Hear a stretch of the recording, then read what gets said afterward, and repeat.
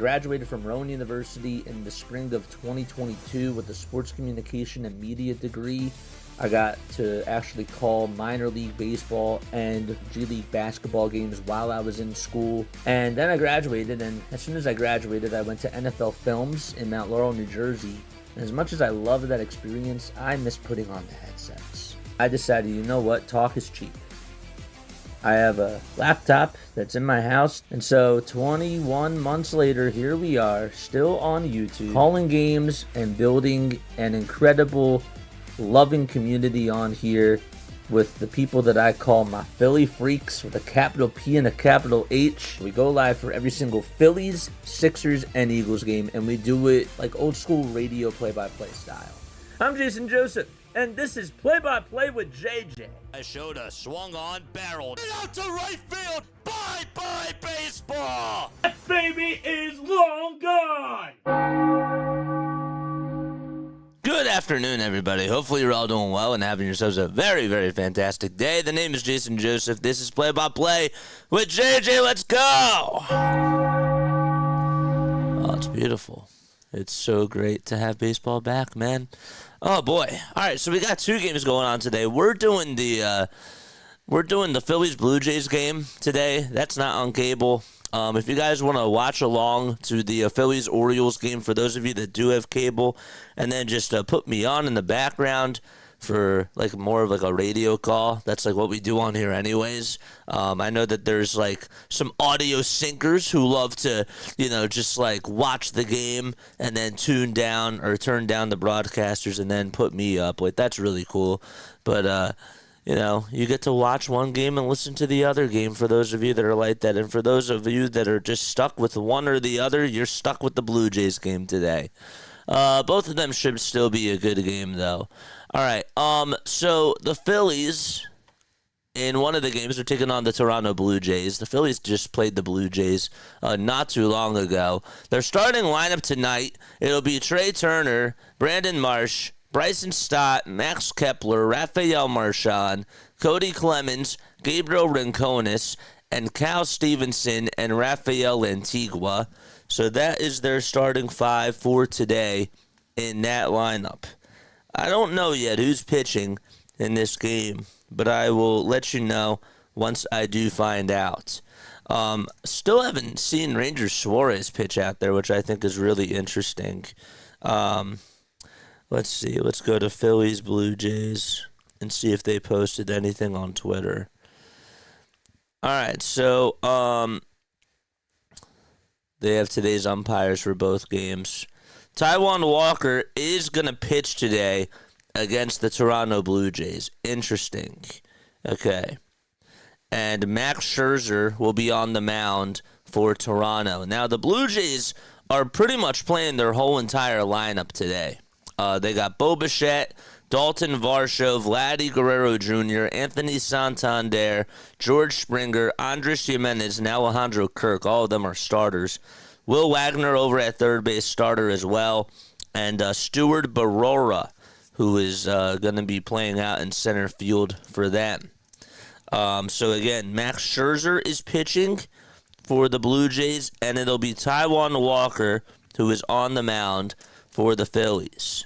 The crew chief for tonight, it'll be Brendan Miller, Mark Carlson, Vic Carapazza, and Adam Beck that are out there as the crew chief. And then I just wanted to know who's pitching in the O's game. Curious. Who is pitching in the Orioles game? Phillies Orioles. Who's pitching?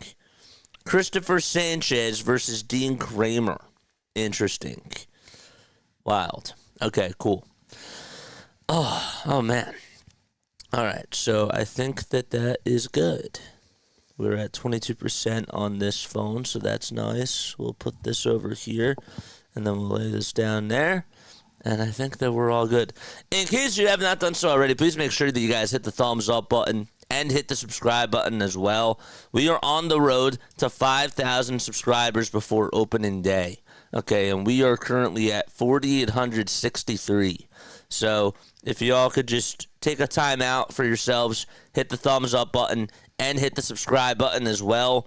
Please make sure that you do so. Versus Baltimore, it's Chris S. Chris S. Yeah, Christopher Sanchez. Chris S. Chris Sale. I got you. All right, y'all are yelling at me. Okay, I see it. Sanchez, I see it. Yes, I see it. Yes, all good. I know that you're not yelling at me. But yeah. All right, so Phillies versus Orioles should be getting underway in just a few moments. I wanted to talk to you about Taiwan Walker today. Okay, so I don't think he's going to be in the starting rotation, but today is honestly a good day to try to use him and see what he does have. A lot of pressure on him today. Is Taiwan Walker best coming out of the bullpen? Or do you think that the Phillies should drop him? What should the Phillies do with Taiwan Walker? Let me know down below. Jose Alvarado, Orion Kirkland, Jordan Romano. I'm looking at this bullpen right now that they have, and I'm just wondering, where does Taiwan Walker fit in the bullpen? I'm really just curious. Do you think that the Phillies should just drop him? I think he deserves a shot. I know that the Phillies are paying him a lot of money, but if he struggles today, and if he struggles during his next spring training outing, what do you do? What do you do if you're the Phillies? That's really what I want to know. So, do you just eat up his contract? What's going on? Also, something else that I wanted to sort of talk about too is really when you watch Taiwan Walker, is he really like a fifth, sixth inning guy? I just don't think that he has a spot on here, but that's just me, and I'm just curious to hear your thoughts about it. I don't know. I'm just curious. Crew chief for this afternoon will be Brendan Miller, Mark Carlson, Vic Carapazza, and Adam Beck that are out there as the umpires for this afternoon's game. Gabriel Ronconis, I'm excited to see him. He's been one of the top prospects that I've really enjoyed watching him.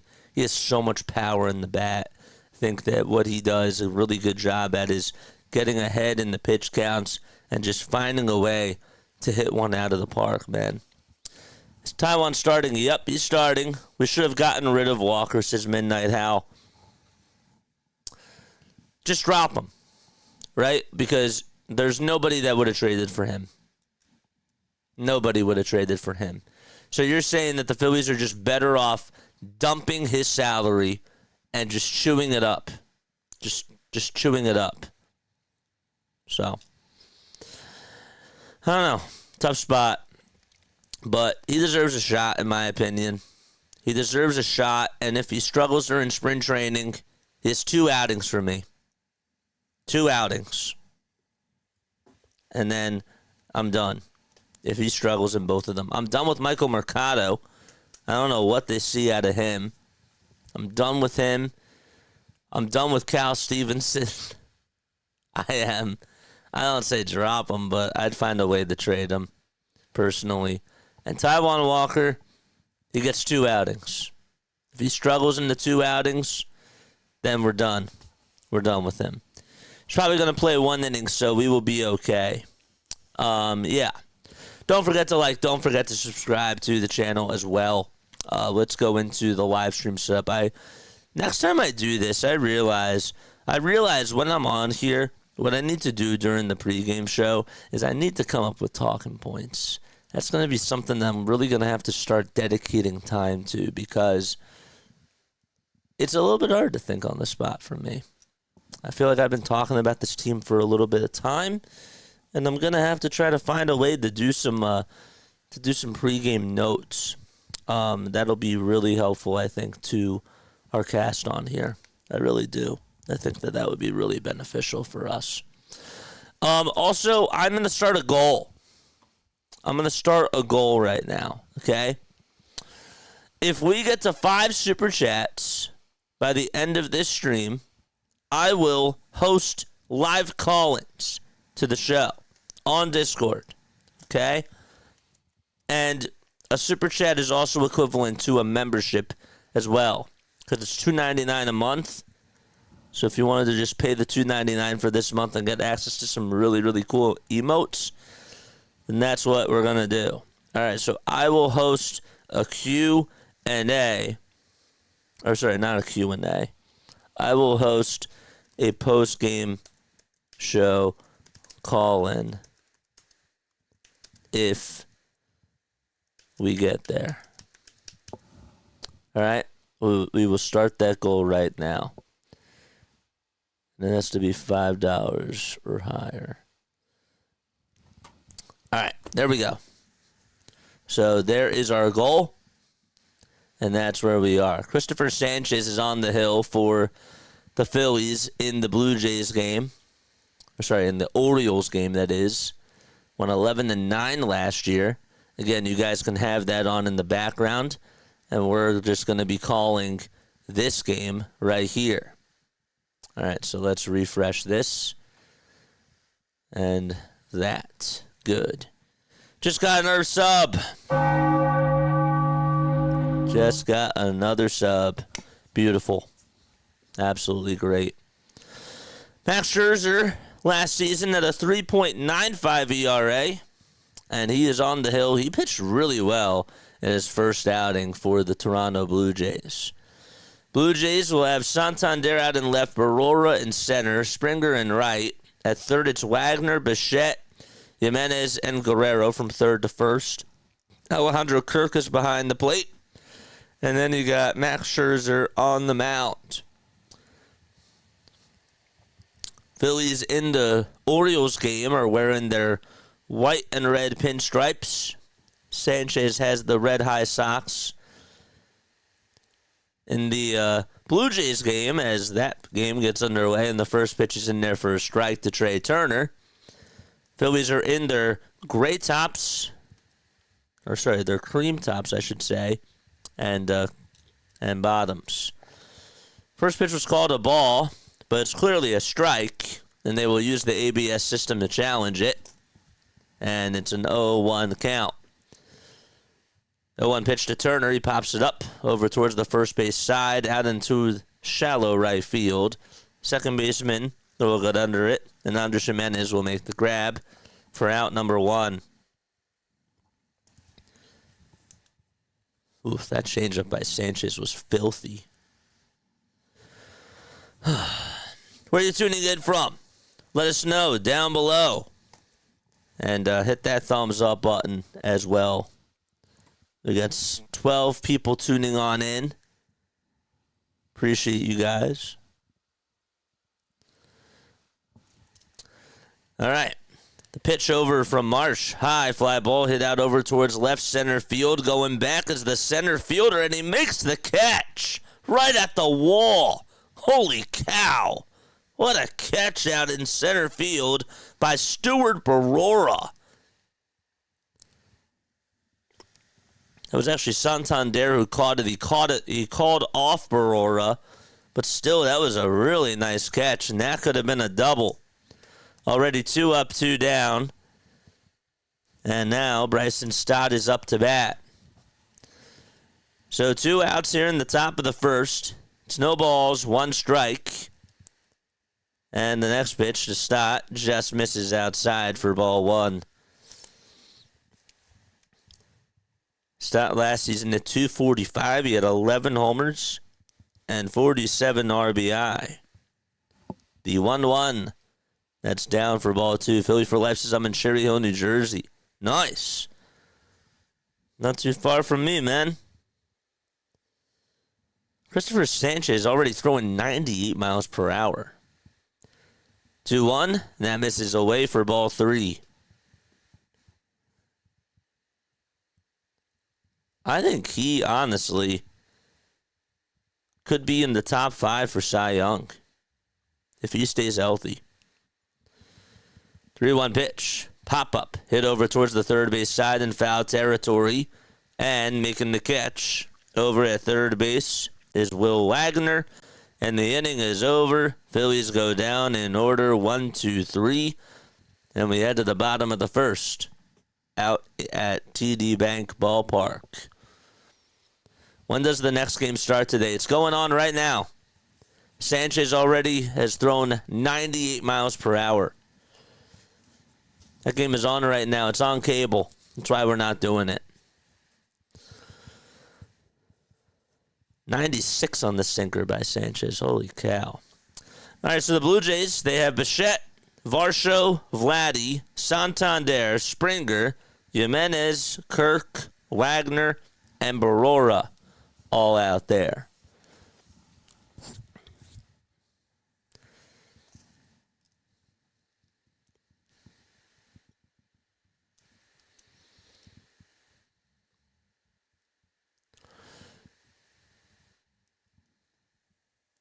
I'll tell you what.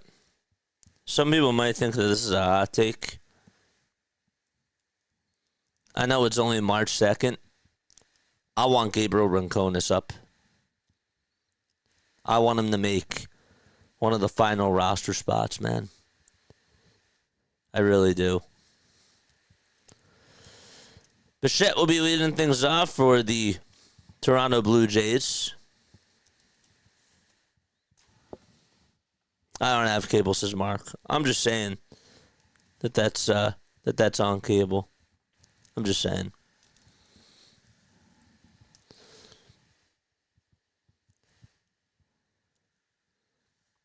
You know what I'll do? I'm sorry. I'll put that score underneath. How about that? Does that sound better? I'll do that. Because you're right. Okay. Hold up 1 second.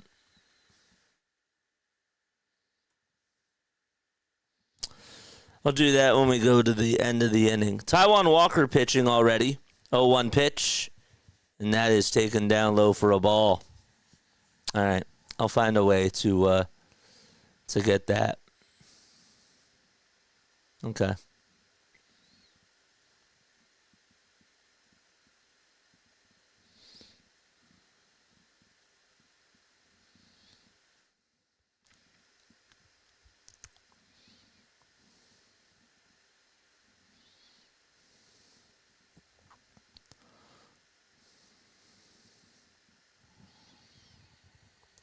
One ball, 2 strikes. Next pitch.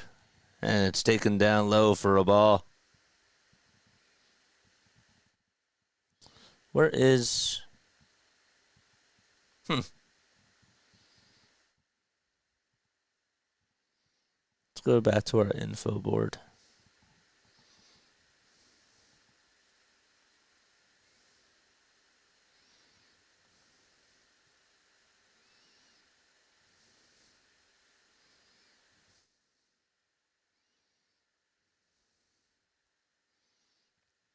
All right, I'll change that scoreboard. 3 balls, 2 strikes. Bichette in the box. And the 3-2 pitch, ground ball hit back up the middle for a base hit. And Bo Bichette gets on with a leadoff single. Okay. So let's go to this. Let's change this scoreboard and see how this goes. Okay. All right. Uh-oh. That's not working. There it is. Okay. The pitch on the way, and it's a little bit low, but the throw over the second base to get the runner is out. Rafael Marchand with a cannon of an arm, able to gun out Bo Bichette, and there's one away. Perfect swipe as well by Trey Turner. So Bichette, who's pretty fast, gets caught stealing on the bases. The 1-0 pitch, and that is a strike called. All right, so let's rename this and say other Phillies score. Sorry, we're just adjusting on the fly.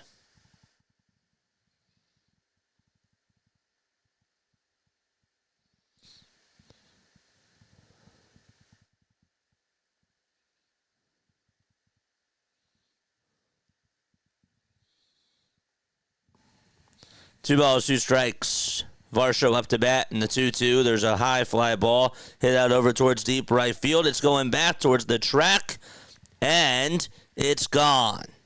Dalton Varsho takes a pitch that was hanging right down the middle, and not a good start by Taiwan Walker. And it's 1-0 Toronto.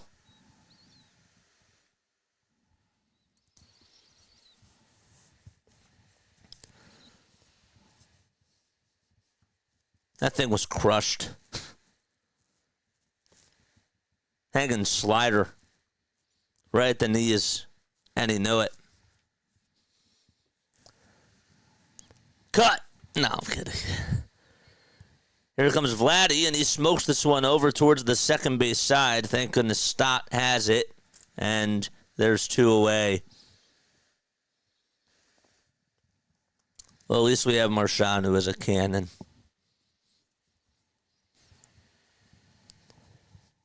How many feet did that thing go? Taiwan with a 27 ERA so far in the spring. So 2 outs in the bottom of the first. Let me know how this looks, guys. We're going to get rid of this, actually. And we're just going to put this one up here. 0-1 pitch. There's a high chopper hit over towards third base. Then the throw on the run by Lantigua will get Anthony Santander out. The inning is over. Blue Jays do get 2 hits, and they get a run on a solo homer by Dalton Varsho. And we go to the second inning. All right, so let's change this. Again, I'm just adjusting this on the fly. Okay. All right. Good stuff. How does this look? Does this look better? And then I got to change my ticker down low. And I will put, instead of NBA and NHL scores, we're just going to do MLB scores because there's no NBA games or any of that on right now. So let's change our NHL ticker. Get rid of these. Unselect that, and select all for Major League Baseball. There we go. Better. Better.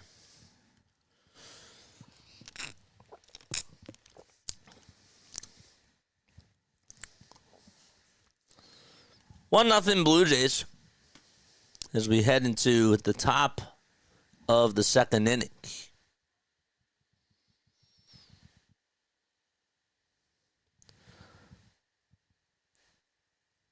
Harper just got a single in the Baltimore game. Max Scherzer, over the last 9 years, has had the highest whiff rate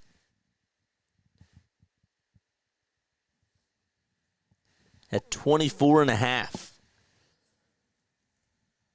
He looks fresh. He looks really, really strong out there. They didn't say the distance of the homer. Not yet. 2 Phillies games at the same time? Yeah.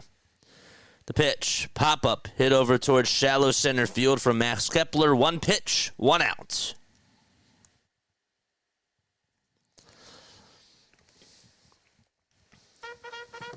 All right, let's get active. Charge! Again, we're warming up.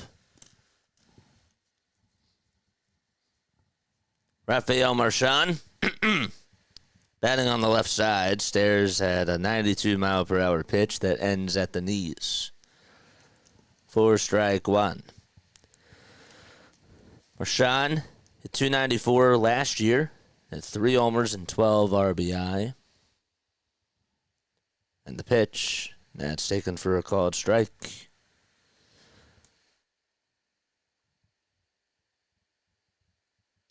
Using the ABS strike system again to challenge this.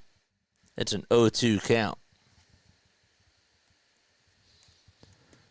Scherzer on the bump. And the 0-2. That misses outside for ball 1.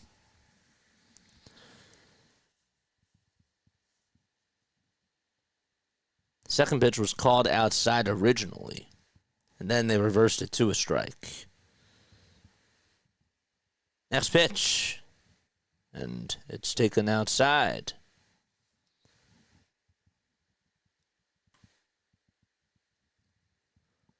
One ball, 2 strikes.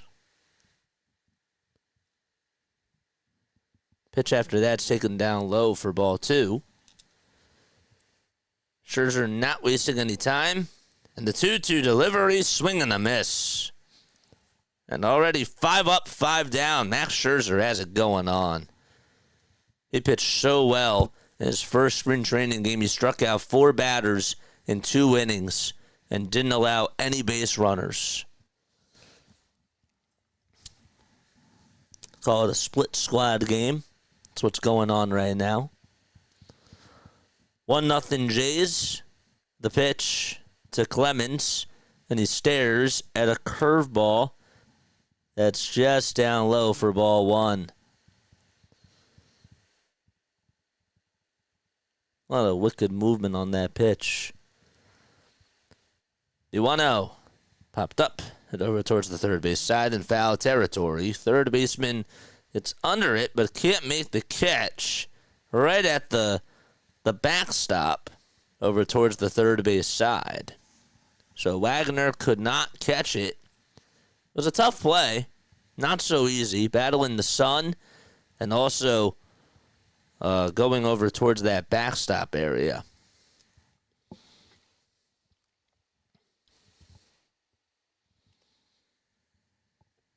One ball, 1 strike to Cody. The pitch, high for ball 2.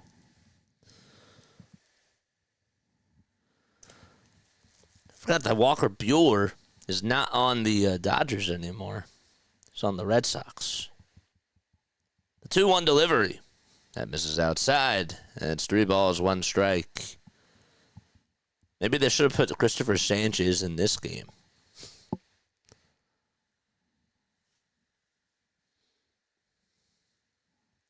Three-one pitch. There's a high fly ball hit out over towards left field. It's carrying. It's going back towards the track. See you later.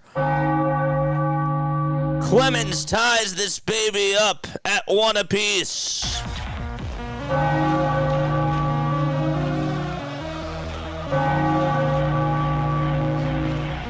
He makes the roster.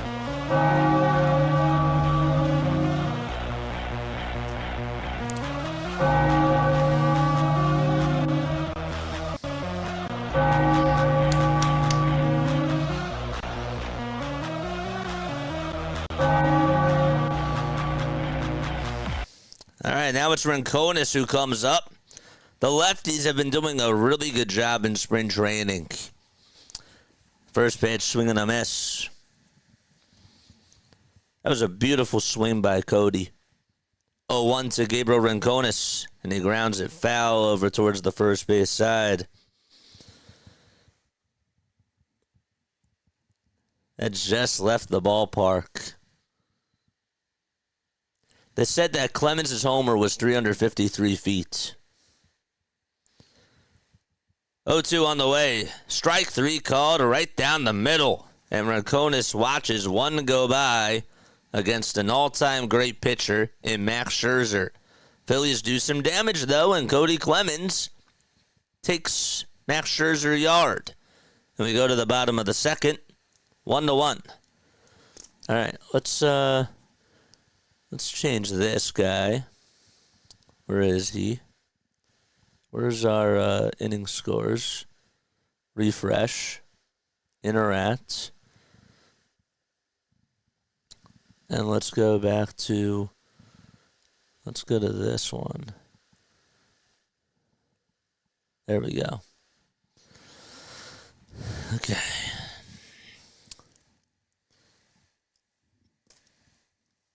Christopher Sanchez is just hitting 98 miles per hour.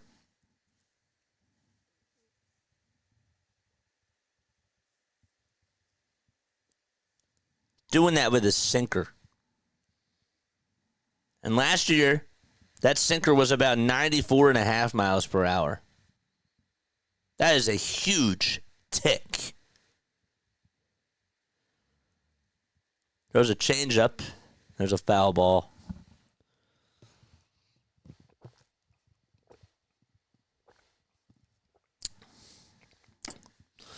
All right. So the Phillies are tied 1-1. Dalton Varsho with a solo homer in the bottom of the first. And then the Phillies tied it back on a solo jack by Cody Clemens in the top of the second. Watching right now, this changeup is gross. That's wild. That scoreboard is frozen on the bottom. Sorry about that. Here comes Taiwan Walker for his second frame. Throws the first pitch that he sees just a little bit low. That's a 1-0 count. Walker comes set and delivers. The next pitch is lower. 2 balls, no strikes. To George Springer. Played in 145 games last year. Takes the next pitch up high and inside.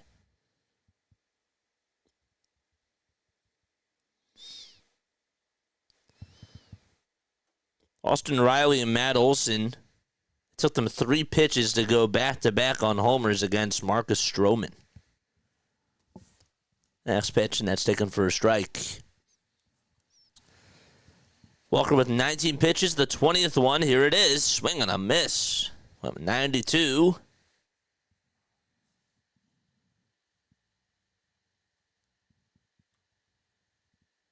So he goes sweeper, curveball, four-seam fastball on the last 3 pitches in the 3-2, and there's a line drive, but it's caught over at shortstop by Trey Turner, and there's 1 out.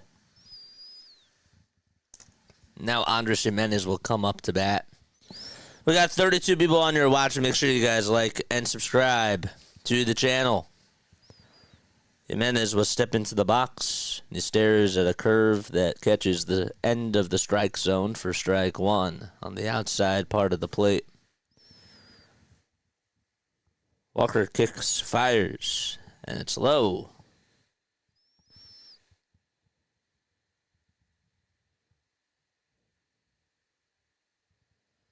Next pitch, foul ball. Sanchez went 2 innings, allowed a 1 hit, no runs, and had 4 strikeouts.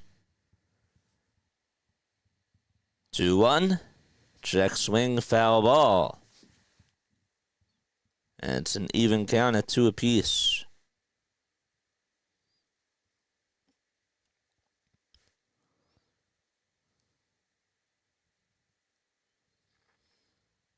Time called by Andres Jimenez, played for the Cleveland Guardians.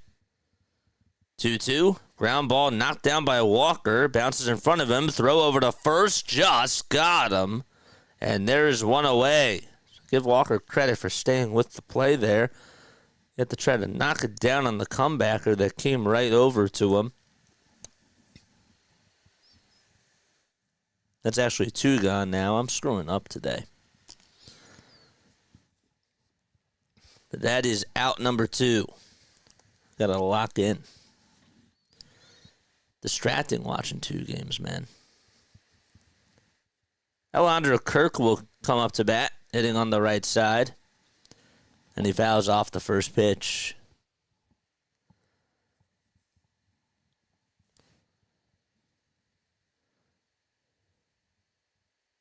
The 0-1, foul ball. So we got the other game on down below. We're not doing it because it's on cable. And I figured that maybe it would help us get more people to come on here.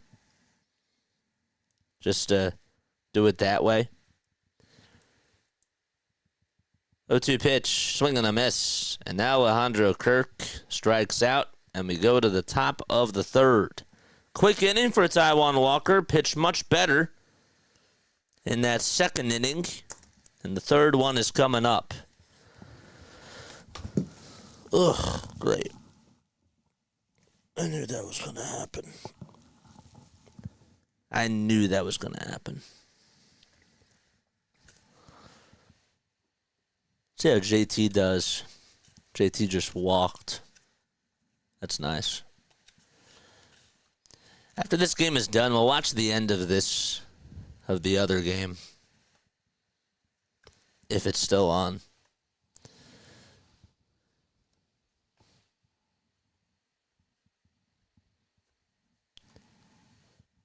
Buddy Kennedy's up to bat.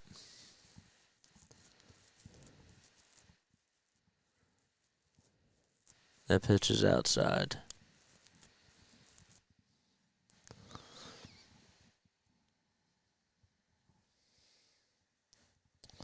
Unrivaled has now announced a licensing deal with the WNBA and the licensing arm that handles group deals with most major pro sports leagues, according to Front Office Sports.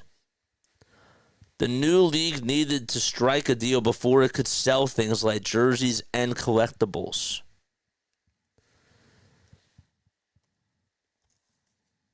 I like the league. I think it's cool.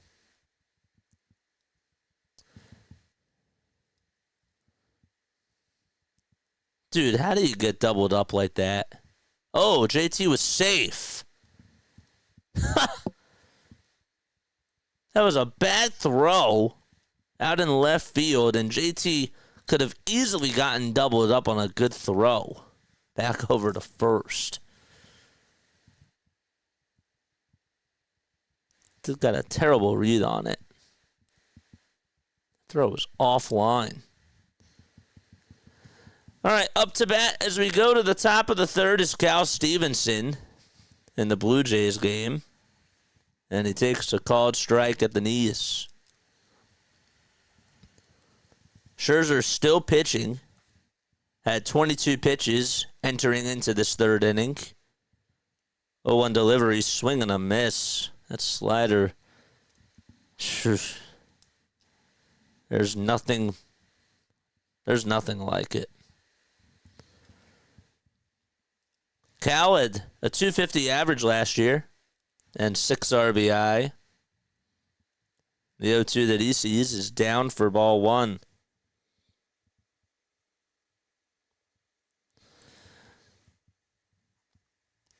I'll take Rinconis over Cal Stevenson right now. 1-2 pitch. That misses down for ball 2.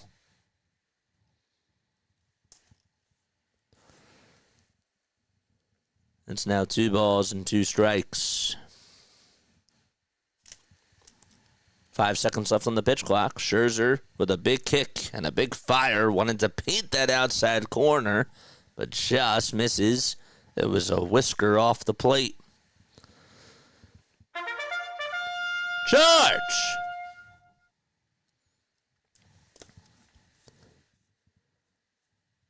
The payoff pitch from Max Scherzer, swing and a miss. 93 miles per hour on the gun. That pitch looked really deceiving. And Cal Stevenson is down on strikes. That's the second strikeout for Scherzer. He goes back to back. It's actually the third strikeout, as he gets the first out of the third.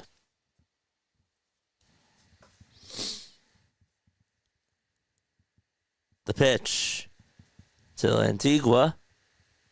It's on the outside corner. Knew that was coming. I knew it. 0-1. Strike 2.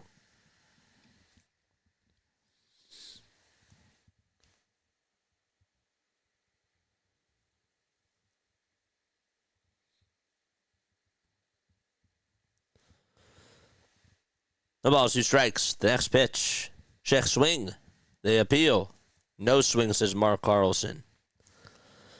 Max Scherzer has an 18-5 record against the Phillies. And he has struck out 247 batters in 31 appearances throughout his career. 1-2 pitch. Ground ball rolled over towards third base. Good stretch over at first on the throw from Wagner all the way to Vladdy. And there's out number 2. And we go back to the top of the order. I'm like looking up and I'm looking at the TV and I'm like, wait, the inning's over? And I'm like, well, wait, I got to look down because I'm watching this game on the iPad. 2 outs, top of the third. The pitch to Trey, and he takes it down for a ball. Thank you, guys. Starters are the same old, yeah. 1-0 pitch to Trey, and it misses inside for ball 2.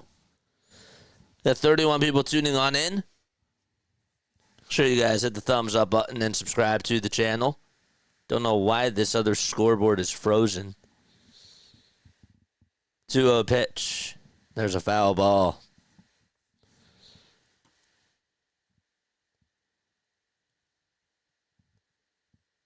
In the other game, Dean Kramer is pitching. It's no score. So they go to the top of the third. We're in the top of the third out at TD Bank Ballpark. The 2-1 pitch to Trey Turner is fouled back over towards the screen.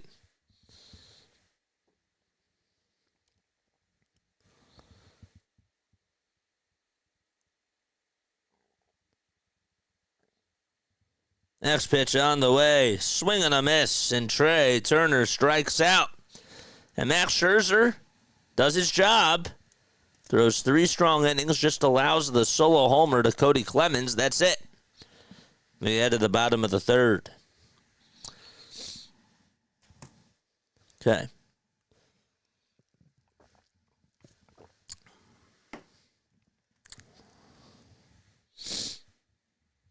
Max Scherzer versus Trey Turner. Stats. We'll say career.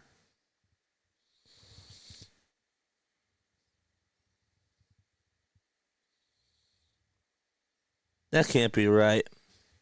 Max Scherzer has not faced Trey Turner 2 times in his career. Is that true?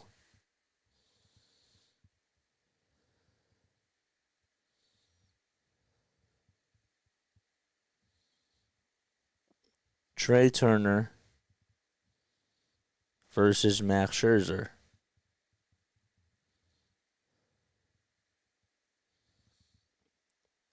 Is lifetime just 2 for 6 against him? That can't be right. I know that they were teammates. 2 for 6, that is correct. It's wild.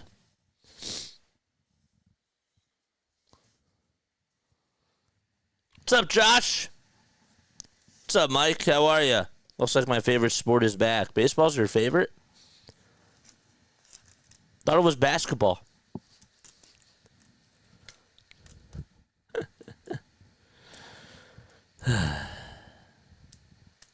Just joking. It is a picture-perfect day at a TD Bank Ballpark.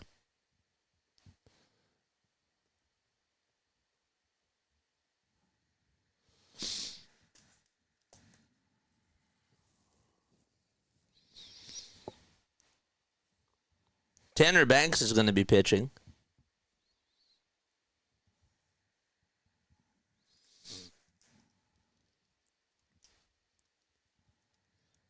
pitch. That's taken for a ball. Will Wagner hitting .305. Last year in 24 games, he had 2 long balls and 11 RBI. And he'll roll this one over towards second base. Stott gets the glove down on it and tosses it over to first. And out number 1 is made.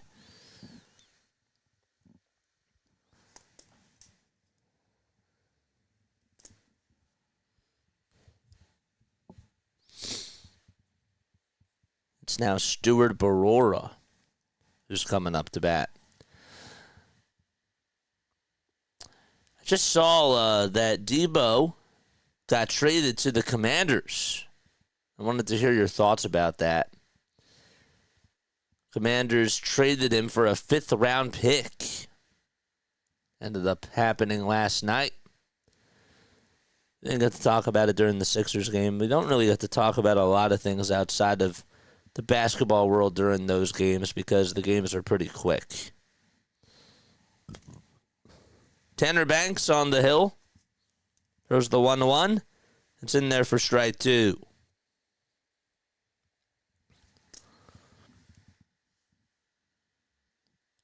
Washington's taken the remainder of his contract and paying his full $17.55 million salary, according to Adam Schefter.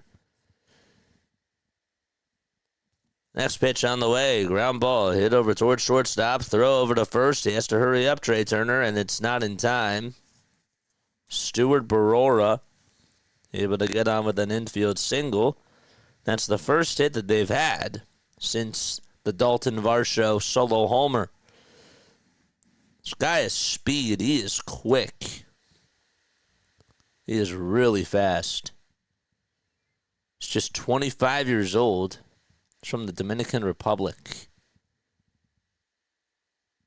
He had 6 steals last year and 37 at-bats.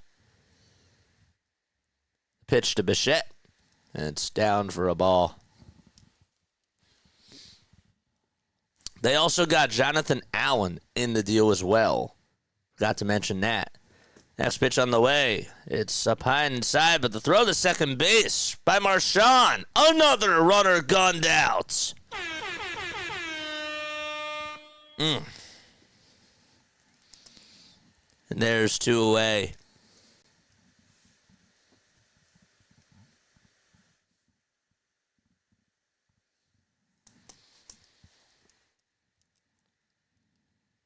Two balls, no strikes. The pitch to Bichette.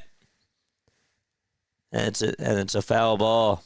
He wasn't trashing my channel. He was. You gotta get to know him.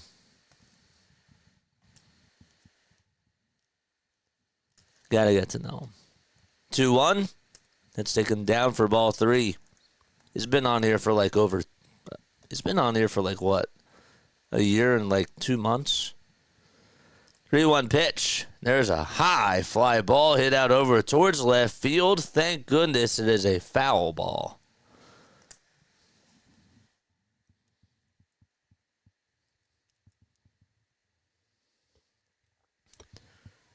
Next pitch on the way.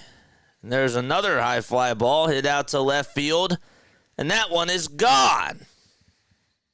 And Bo Bichette will give the Blue Jays the lead back. Did not miss a beat on that pitch. That was hit right out over towards left field. And he yanked that thing. And all that mattered was if it was fair or not. 2-1 Blue Jays. And the pitch from Banks, there's a grounder hit over towards the mound. The throw over to first in time, and Varsho is retired.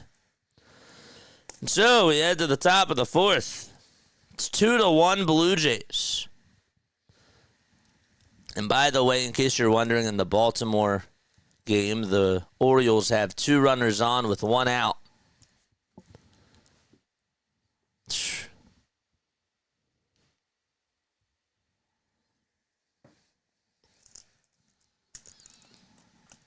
Yeah, Mike, it's in the title. It's in the title, my guy. We're doing Blue Jays and Phillies, not O's.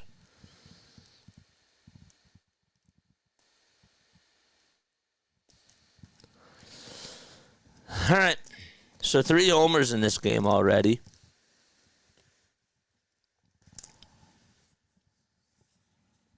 They've all been solo homers. Next time that Marshawn guns out a runner, I'm going to be mad. Because the first time he gunned out a runner, Varsho hit a solo homer. The next time he did it, Bo Bichette hit a homer. So don't gun out any more runners.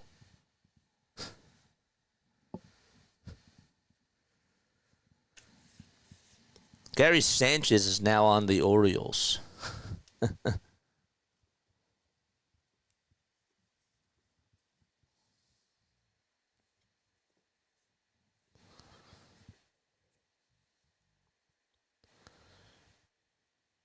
Blue Jays also got Jeff Hoffman.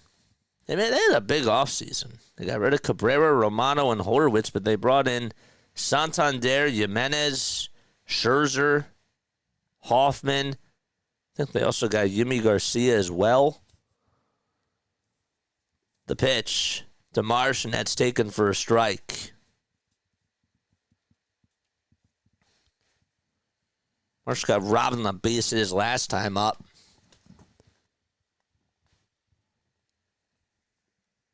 And it's 1 ball, 1 strike. Hit the thumbs up button and subscribe to the channel as well. Mark says lol. Next pitch on the way, and that's taken down for ball 2.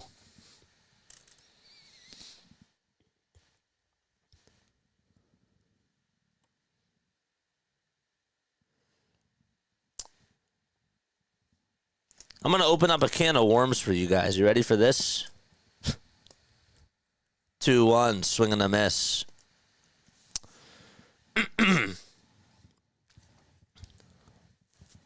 We got a report last night at 7:15 from Don Van Natta Jr. as the 2-2 is fouled away. There's a writer for ESPN. And he said that Rob Manfred is considering a petition filed on January 8th by Pete Rose's family to have MLB's all-time hit leader removed from baseball's ineligible list.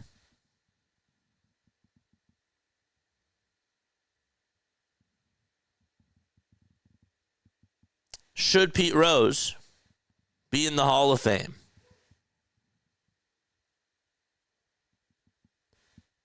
And should he be removed from the ineligible list? 2-2. Ground ball hit over towards second base. Fielded cleanly. And the throw over to first will get Brandon Marsh out.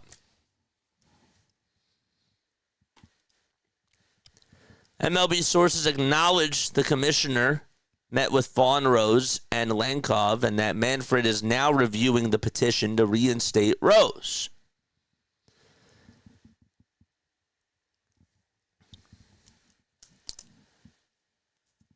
But in December of 2015, as Bryson Stott is up and takes the first pitch for a strike, Manfred rejected Rose's reinstatement petition after meeting with Pete Rose.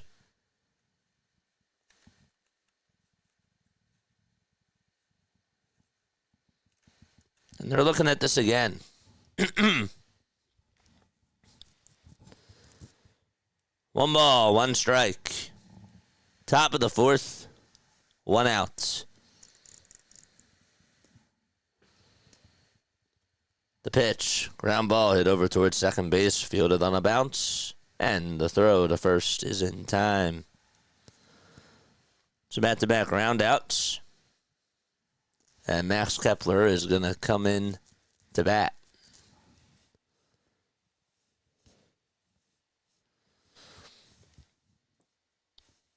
Laurie says Rose absolutely belongs in the Hall. His issues were after his playing days. He was one hell of a player. and deserves to be there. Next pitch on the way, and Max Scherzer. Well, it looks like his day is done.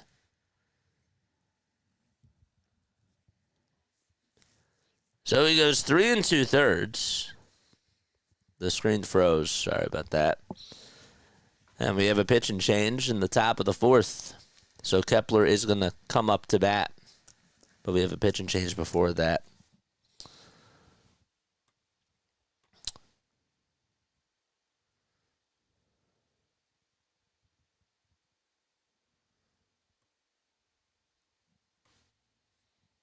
What he did as a player still stands, says Roman Baird.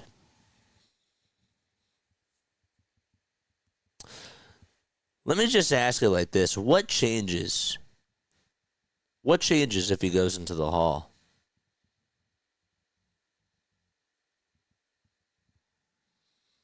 I'm not telling you that I'm for him going to the Hall or not. I just want to know specifically, like, does anything change if he goes into the Hall of Fame now?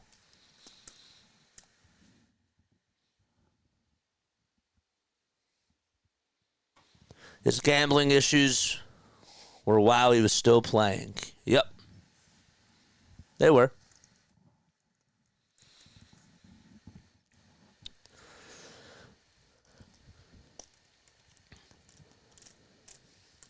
The other game is in the top of the 3rd. Mosser's pitching. There's bases loaded. So the Phillies and the Orioles are tied. They are scoreless. The bases are loaded and there's 2 outs. And Gabe Mosser's pitching. We're still in the top of the 4th against the Blue Jays. That's the game that we're covering. And Rincones will step into the box. First pitch, he tries to dodge out of the way of it. Or Kepler, that is, who's in the box. Excuse me. And it's inside and low. Orioles just took the lead. They just took a 1-0 lead, but the Phillies got out of the inning. Nance is on the hill for Toronto.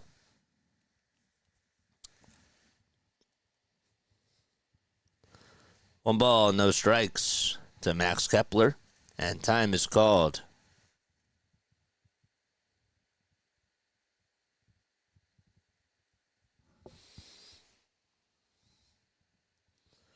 Kepler has played in 10 seasons.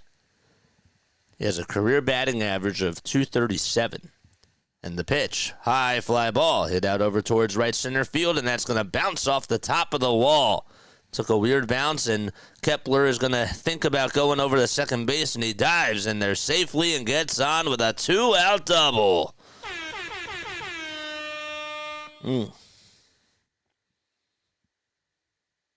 Orioles take a 2-0 lead as they go to the bottom of the 3rd. Yeah. So they got 2 runners across the plate. Kepler also had 161 homers and 508 RBI. Rafael Marchand comes up and hits a rocket over to first base, but it's fielded on a bounce by Vladdy, and he'll jog on over to first to tag the bag. And the inning is over. No runs, 1 hit, 1 man left. We played 3.5 and go to the bottom of the 4th. There's a series just hit a home run. Saw that Christian Yelich was playing for the first time since he had his back surgery. That's really good news. A good player. Like to see him back. How far did Jose Siri's homer go? Oh, that thing was crushed. That left the ballpark. That was a monstrous homer. Jeez. They didn't say how far the homer was.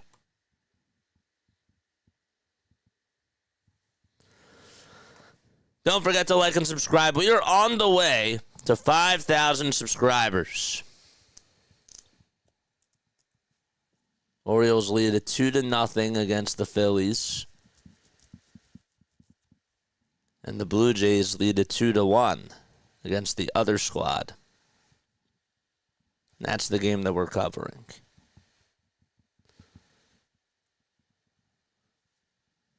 And don't know why our scoreboard is not updating on the second one. It's weird.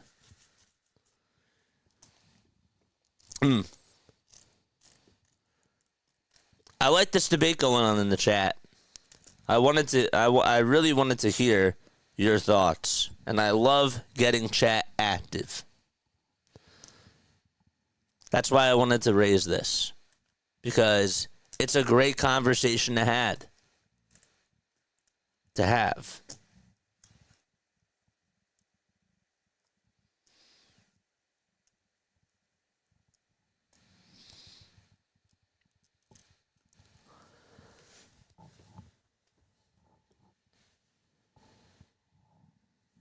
Schwarber just struck out.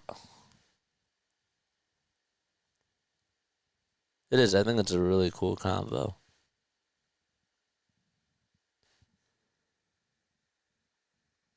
It's not working on OBS, but it's updating in real time. That's really odd. Let's refresh the browser.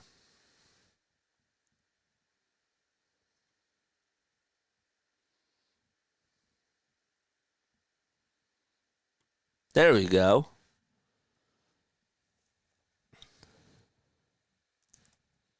Now, why is this not refreshing? Is my next question.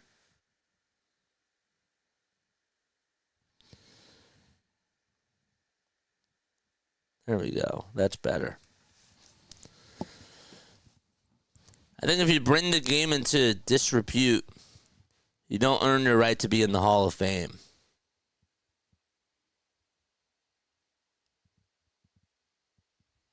It's a good convo, man.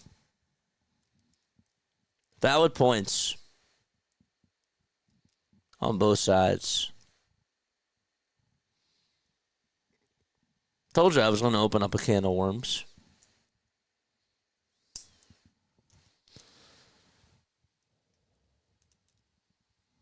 We got 35 people tuning on in.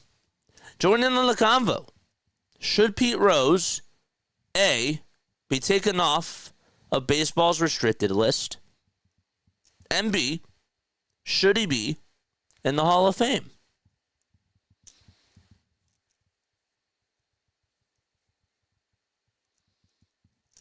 That's what I want to know.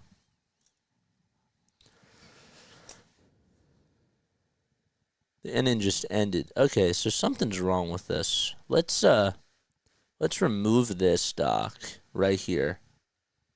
We'll remove this, and then we're just going to add another browser. Anthony Santander is up to bat. Blue Jays just got a runner on over at first base. 1-0 pitch. That's taken for a called strike. Let's figure this out. Phillies score. Phillies score 2.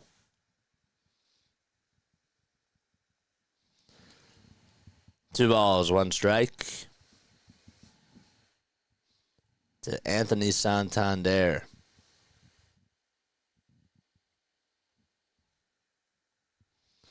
What are the dimensions of this? 300 by 150. 2-1. That misses outside for ball 3. Whoops.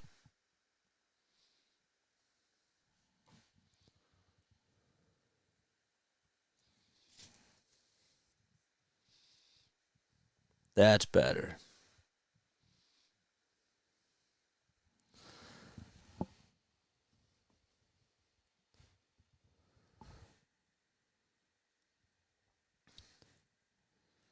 Three balls, two strikes.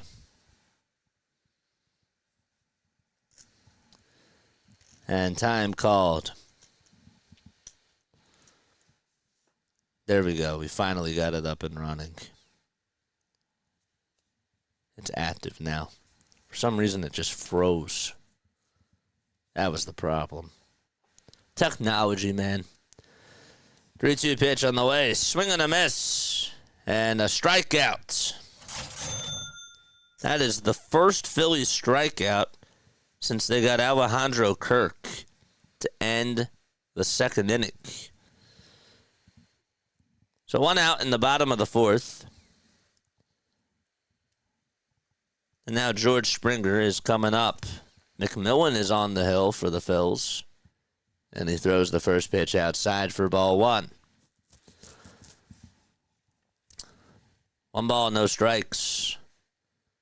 Bottom of the 4th inning. This guy Kuno is pitching in the O's game, is pitching really well. The pitch. That's down and out for ball 2. Springer lined out in his first at bat.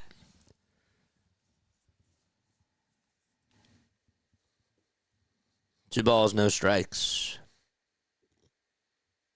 Next pitch is in there for a strike. Throw it back over to first. Not in time. Now should call it a ball. And it's 3-0. Maybe watching now on the iPad is not such a good idea.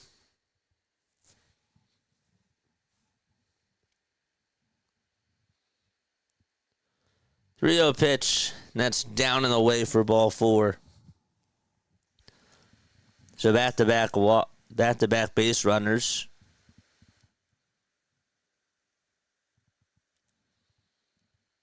With 1 out. Springer led off 101 times last year. Davis Schneider led off 27 times for the Blue Jays last year. I think Isaiah Kiner-Falefa is still with them. Andres Jimenez steps into the box. In the first pitch, they try to appeal, and they say no swing over at third base.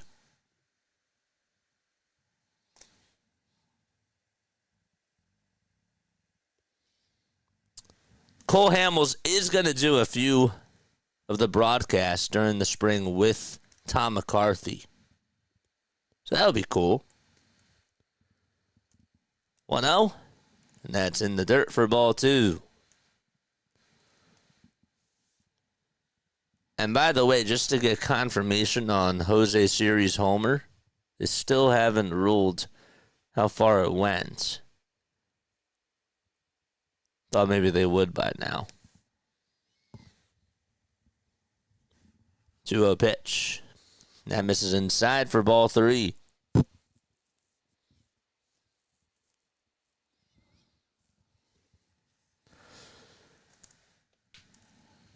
Runners on over at first and second. 3 balls, no strikes. The pitch. Strike 1 from McMillan.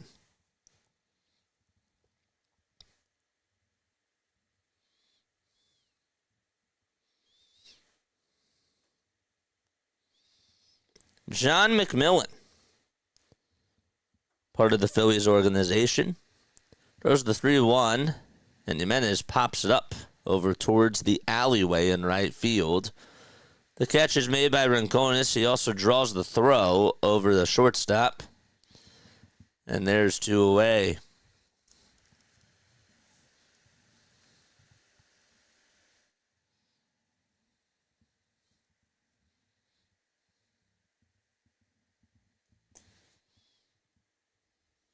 John Foley just said, well, if we're going by metrics, in 2027, Christopher Sanchez will be throwing 110 miles per hour.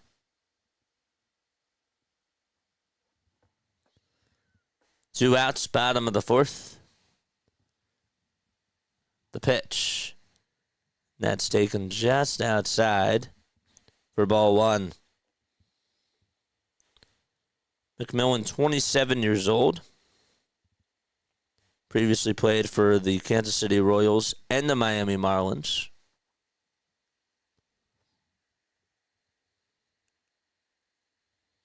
Alejandro Kirk in the box.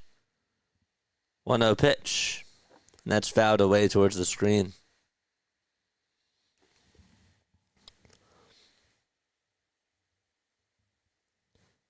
Played with the Marlins in 2024. And was the 21st round pick by the Tampa Bay Rays back in 2016. 1-1 pitch. That's high for ball 2.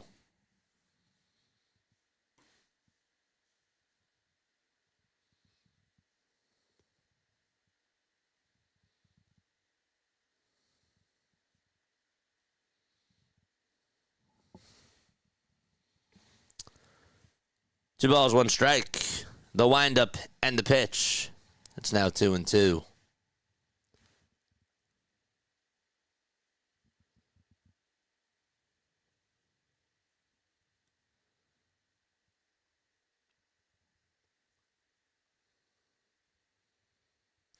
Two-two delivery. It was a backdoor slider, and it barely misses. And the count is now full.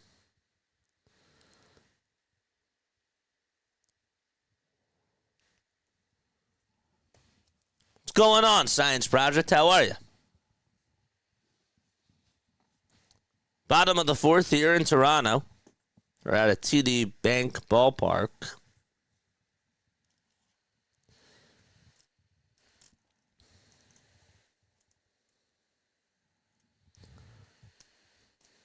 Kirk in the box.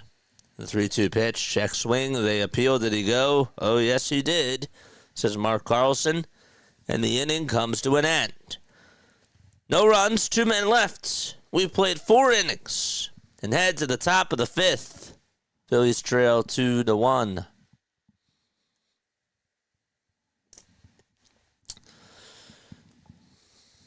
Unfortunately, we got news on Saturday night that Pittsburgh freshman football player Mason Alexander died in a car accident in his hometown, which was back in Fishers, Indiana.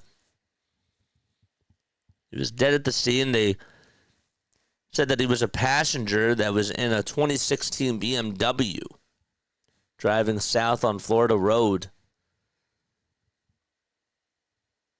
The BMW traveled off the road and eventually hit a tree, and that caught fire. He was an ESPN 300 recruit for the class of 2025. And so thoughts and prayers go out to him and his family and the school and the whole entire college football world.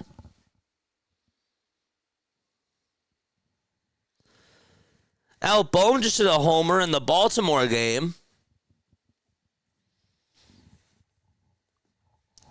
It was a solo shot out to right center field. So it's 2-1 in both games now.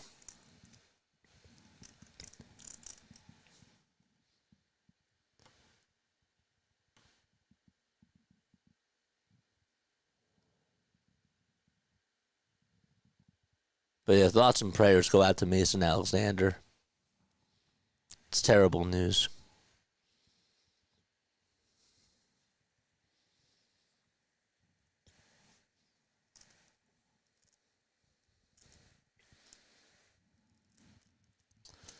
They're trying, the Astros, they're exploring putting Jose Altuve out in left field.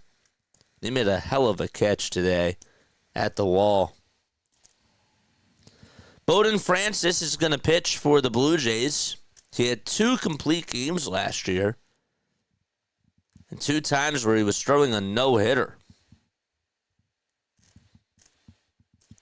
Comes Cody Clemens, who grounds this one back up the middle off the glove of Bo Bichette and deflected off of his glove, and everybody's going to be safe. It's an infield single to start off the top of the 5th.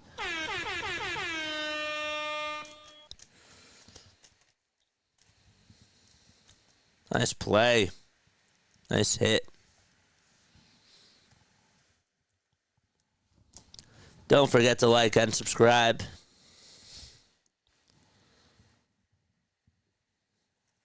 Now it's Gabriel Rincones who steps up to bat.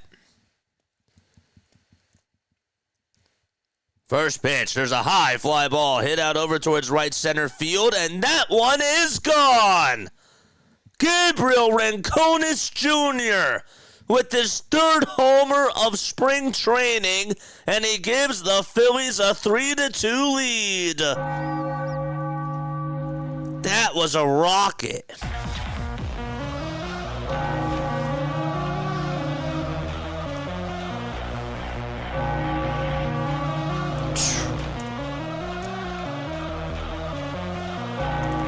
Give him the spot now.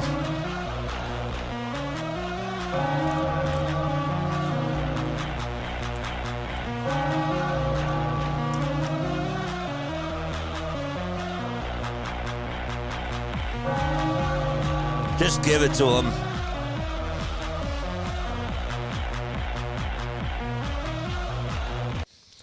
Three to two. Philadelphia, and now it's Cal Stevenson who steps into the box. That's taken on the outside corner for a called strike. 1 ball, 1 strike to Cal. The next pitch, swing and a miss.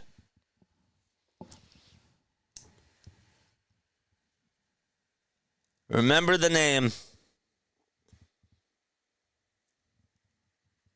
Just his third homer of spring training.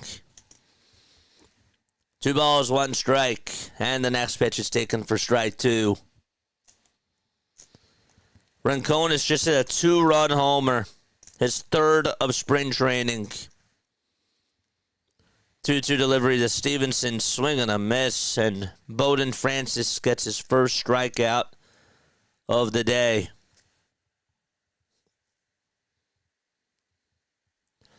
And that's a major league pitcher, man. That's why I like the split squad games. Because it gives guys like him more opportunities.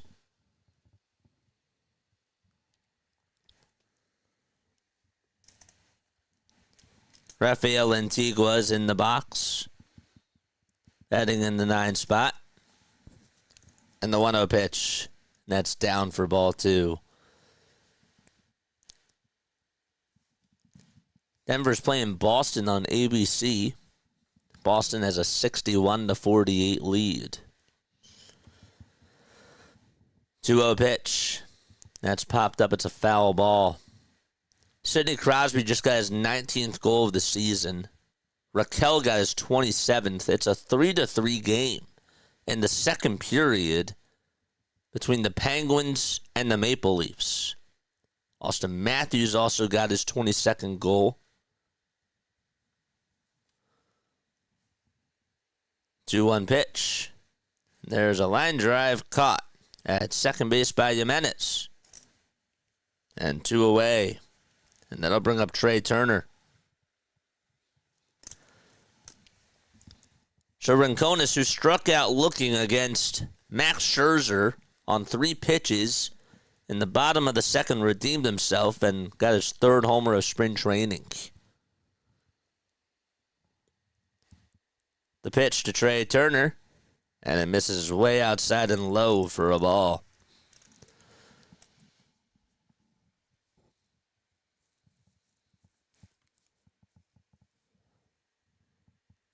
One-zero pitch. That's down for ball 2.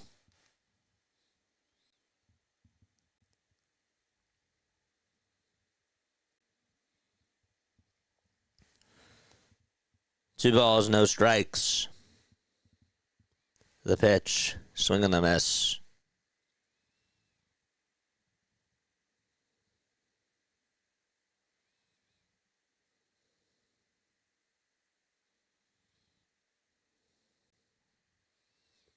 Two-one delivery, swing and a miss. Did you know that Trey Turner has hit for the cycle 3 times?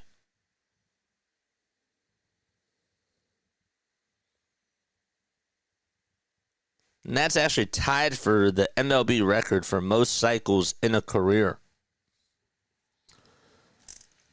2 balls, 1 strike, and the next pitch is taken for strike 2. 2-2 pitch, and that's down for ball 3.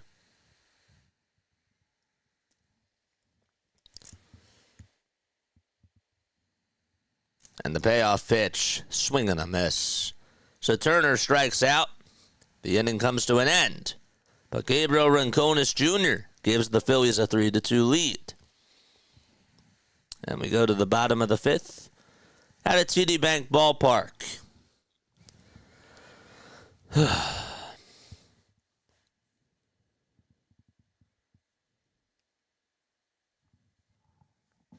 All right, I'm going to take a very quick step off. I will be right back in just a few moments. All right, don't go anywhere.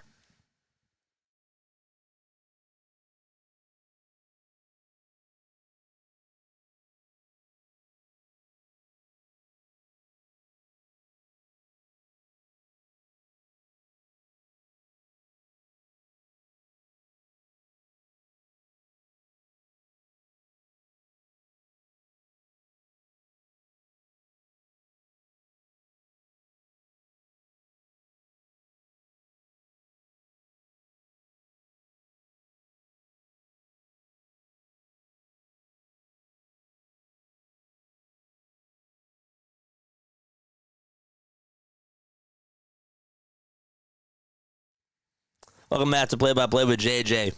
Let's make sure that we hit the thumbs up buttons and subscribe to the channel. We got 36 people tuning on in and 31 likes.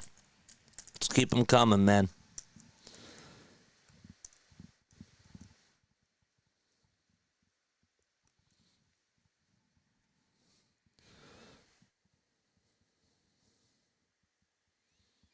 Does anybody know who has the most homers in Phillies spring training career?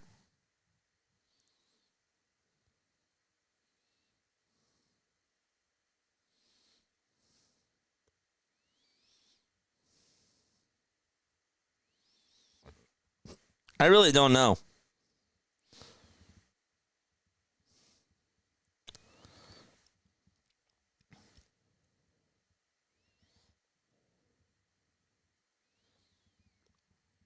I know that Bryce Harper has had 38 homers since 2010 in spring training and 487 at-bats. But I'm curious as to who has the most. If anybody finds out, let me know. We're in the bottom of the 5th. It's Will Wagner coming up to bat. Ryan Kerkering is going to pitch. It's 1 ball, 1 strike. And the next pitch he sees is down and in for ball 2. The most spring training homers since 2010, Justin Upton and Freddie Freeman are tied with 41. 2-1 pitch. That misses for ball 3. Upton has had 41 homers and 627 at-bats. And Freeman had 715 and 41. Or 41 homers and 715 at-bats. The pitch. Popped up, hit over towards the third base side. Lantigua doesn't know where the ball is and finally gets under it and makes the catch right at the waist. Just a little bit below the waist. It is really sunny and just a battle out there. The wind is also a factor as well. Barora, who had an infield single his last time up, then got caught stealing, fouls off the first pitch.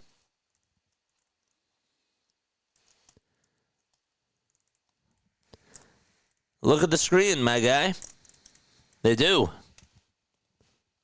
They do have 2 going on right now. 3-2 Phillies in the Blue Jays game. They're in the bottom of the 5th. 1 ball, 1 strike.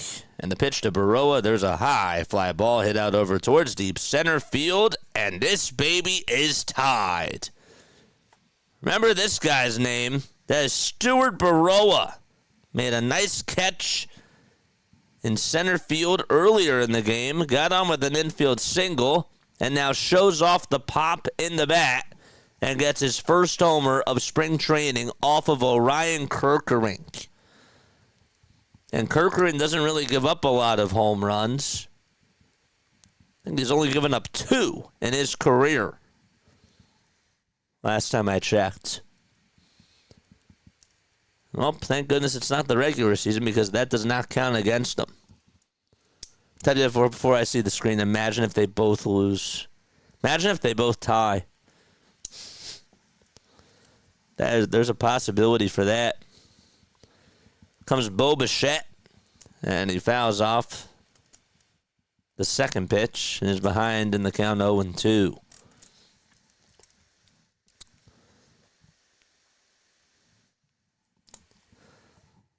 There have been 5 homers in this game so far. Just this game alone. 0-2 pitch.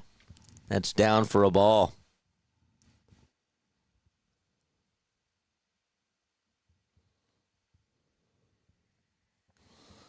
One-two pitch, and there's another fly ball hit out over towards left center field. And Stevenson will get there and make the catch. Called off Brandon Marsh, and there's 2 away.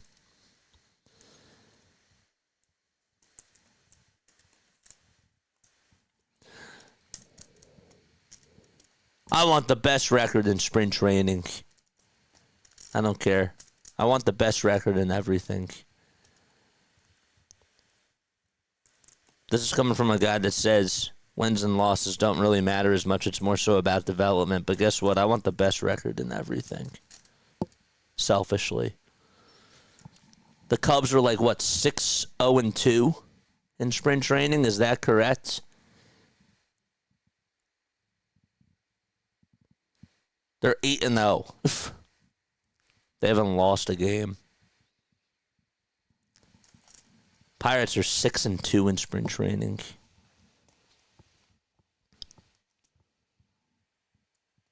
Two balls, 1 strike, 2 outs.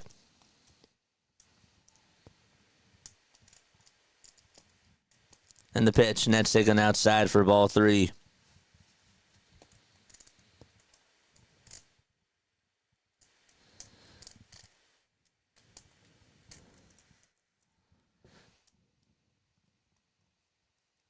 All right, come on, keep it PG. Come on, man. Keep it PG. All right, come on.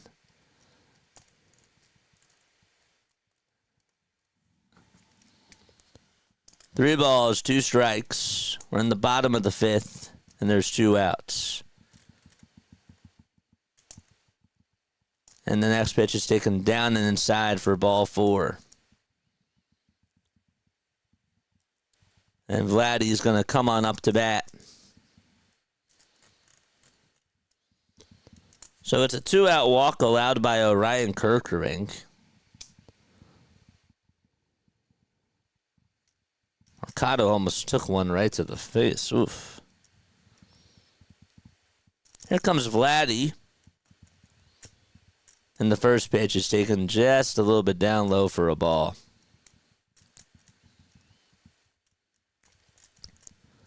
It's 3-3 here in the bottom of the 5th. Guerrero Jr. will bounce one back up the middle into the hole for a base hit. Rounding second and staying put there will be Dalton Varsho. And Vladdy gets on with a single.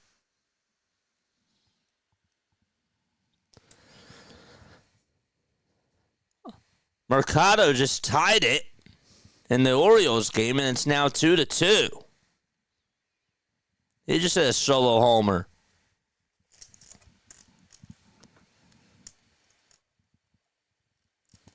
There's a timeout here on the mound.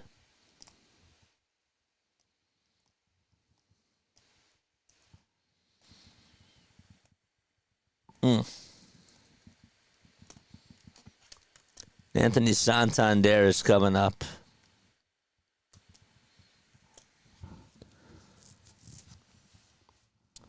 Please hit the like button. Please hit the subscribe button as well.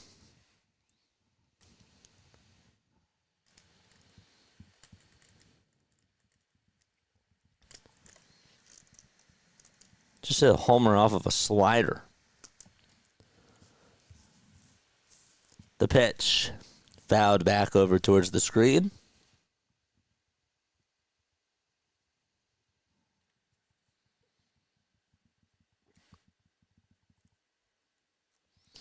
Eric, they do it because it gives more people opportunities to play. 0-1 pitch. That's taken outside. Trey Turner's in this game. Marsh is in this game. I mean, Schwarber's in the Baltimore game. They just give more people opportunities. That's all it is. 2 balls, 1 strike, 2 outs in the bottom of the 5th. That's what they do almost every spring training, just in case you didn't know. And the pitch on the way, and there's a foul ball. We haven't gotten 1 subscriber, man. Come on. We got to get more subs.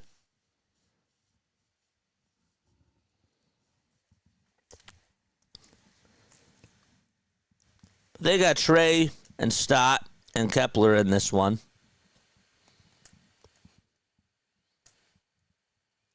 2-2 pitch.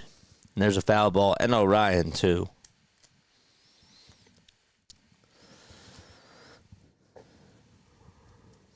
Both games are pretty much in the same spot now. 2-2 delivery. There's a grounder rolled over towards first base, and the flip back over towards Kirkring is in time, and the inning is over. All right, so we go to the top of the 6th, and we're tied 3-3 at a TD Bank ballpark.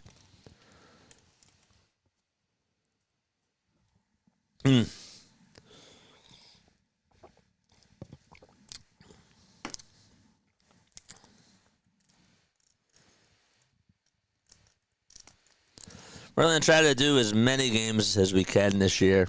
Not just Phillies-wise, but more baseball games. We're going to try to get to, our goal is to get to 5,000 subscribers before regular season begins for the Phillies. Opening day. Cassidy just struck out.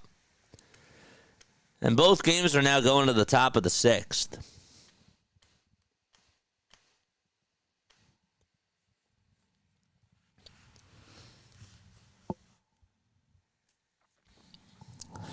Chat, got a question for you. Okay, if you were to build a team around one player on the Phillies, would you rather build around Bryce Harper or Zach Wheeler? It might sound like a stupid question. I'm just coming up with a hypothetical barbershop question. As your cornerstone piece, who would you rather have? Zach Wheeler, who's one of the best pitchers in the game, or Bryce Harper? You could say, well, why can't you have both? If you were just to choose one over the other, who would you rather have?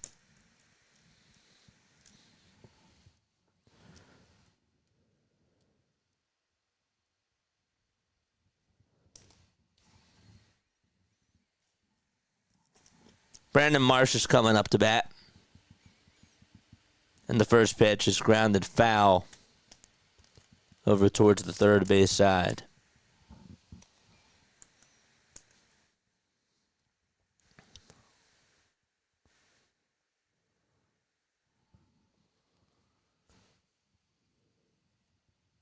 We were having a bona fide ace is rarer than a slugger. Rarer is a word? Is that a word? Rarer? First pitch to Marsh. There's a fly ball hit out over towards center field. And that'll be caught right shy of the track by Stuart Barora. Actually, we have a new defense out there. We got Roden playing out in left field. Shrek is now in center. And Barger is going to be taking over right field. Jose Alvarado will step on in to pitch for the Phils.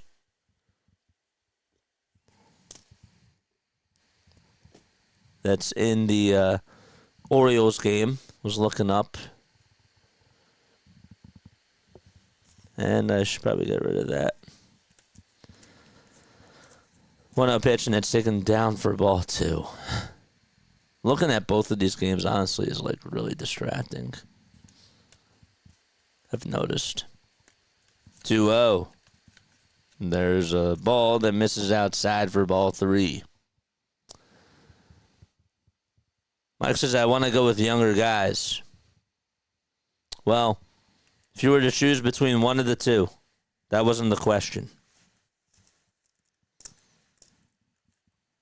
The pitch. That's taken for a strike. I'd build around Stott. Well, I agree with you, but I was just asking, who would you rather take, Wheeler or Harper right now? You were thinking about other guys than Wheels or Harper, but that wasn't the question. That wasn't the question. Hypothetically, I agree with you. We're in the top of the 6th. There's 1 out. And now it's Max Kepler coming up to bat. He'll ground this one over towards first base. And it is a foul ball. Just barely. That would have been a 3-6-3 double play probably.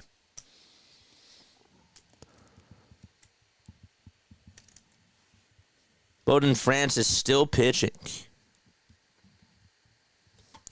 First base umpire Mark Carlson was like, foul, foul, foul. I love being back here. It's all fun with you guys. Dude, it's great. I love having you on, man. I do. Oh, 1 pitch, swing and a miss. We have a great chat. I really try to make it a fun chat on here. I just like doing traditional play-by-play. But I love having you guys on here as the outside noise.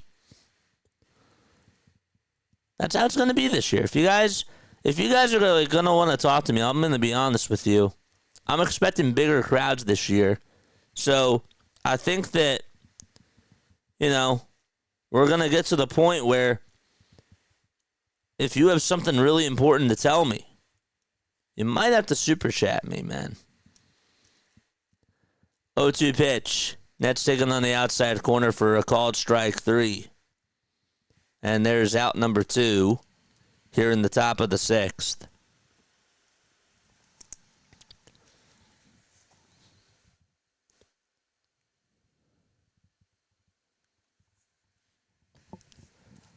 Two gone here in the top of the 6th.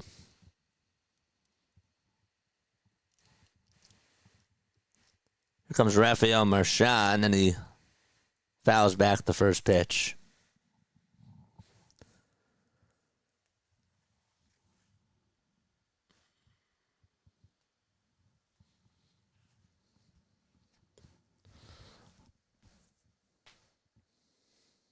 Oh, 1 pitch. And there's a foul ball. If I had to choose, it's Wheeler. I didn't think that you would win a World Series with... I don't think that you can win a World Series with Harper.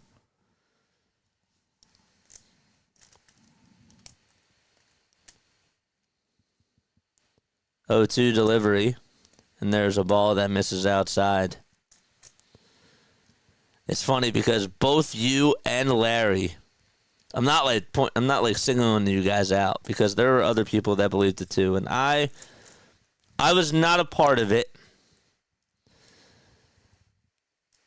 As the 1-2 pitch is lined foul. You guys both said that you don't think that you can win the Super Bowl with Jalen Hurts as your quarterback. They proved you wrong. I hope Harper proves you wrong, too. Because I do think that you can win a World Series with Bryce Harper. I genuinely do. But baseball is more so about having the right pieces around you. You know? 1-2 pitch to Rafael Marchand, and there is a line drive hit out over to right field, and not being able to make the diving catch is the right fielder, and that's going to get past Barger.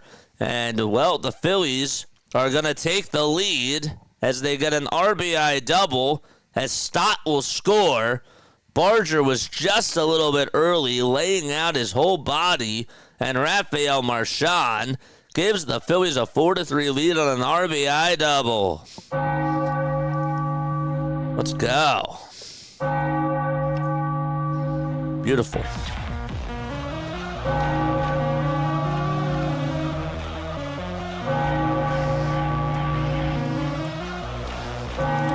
Beautiful.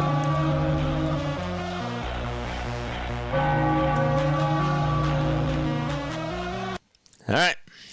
RBI double, and now Cody Clemens is up to bat. First pitch he takes is for ball one. 1 ball, no strikes. Clemens homered in his first at-bat. And the lefties continue to do damage for the Phils. I absolutely did not think you could win the Super Bowl with Jalen Hurts.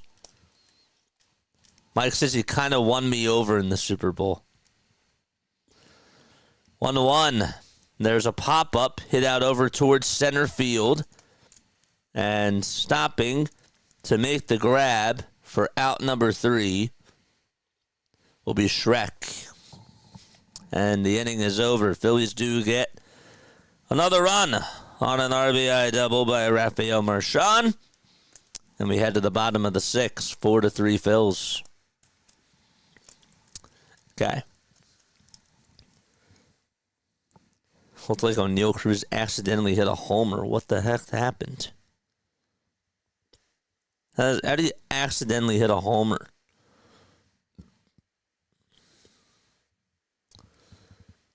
Oh, it looked like it was a pop-up.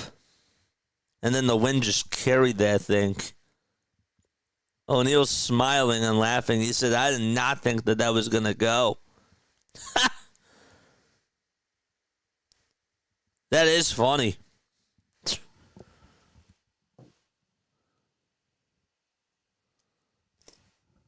That's really funny. Continue to like and subscribe to the channel. I'm on the road to 5,000 subscribers.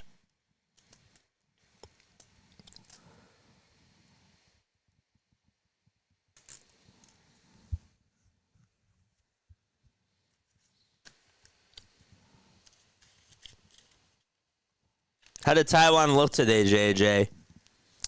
A single to start off the game from Bo Bichette. Then he got gunned out. Dalton Varsho then hit a homer in the next at-bat. Vladdy hit a rocket over the second base, but he grounded out. And Santander grounded out over to third. And then Springer in the second lined out to short. Jimenez hit a sharp ground ball. Or sorry, it was a soft ground ball over towards the mound, and Kirk struck him out. Or Kirk struck out in the final at-bat. So not so good. Not so good overall.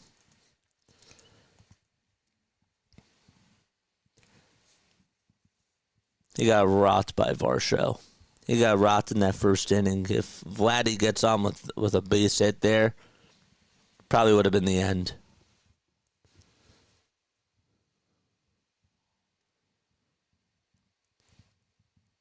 Bohm with his second homer today goes opposite field. And he is hot.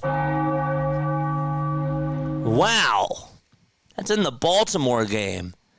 He just hit a rocket out to right field. All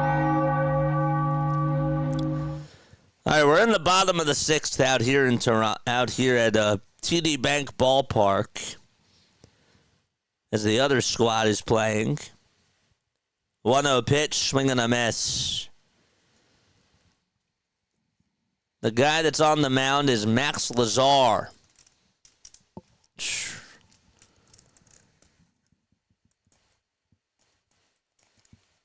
How many homers is that today for the Phillies in both games combined? 6? 4-3 Phils. The 2-1 pitch from Lazar. And that just misses outside for ball 3. Jeez. 3-1 offering, and there's a rocket hit over to right field, and that's going to drop in for a base hit in front of Gabriel Rincones Jr. And there's a single to start off the bottom of the 6th.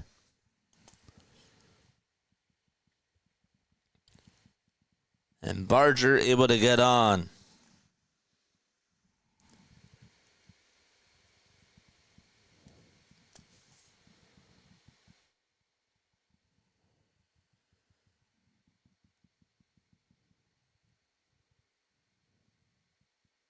Where's Barger? He's playing for George, right? Bottom of the 6th, nobody out. The pitch. It's popped up, hit over towards shortstop. Turner has it and gets under it to make the grab for out number 1. See, it's so confusing because you see the defensive substitutions, but then it's different because they're batting in different spots of the lineup. You know? Like, that part's weird. I think Roden is up to bat. He's a lefty, right? Yeah.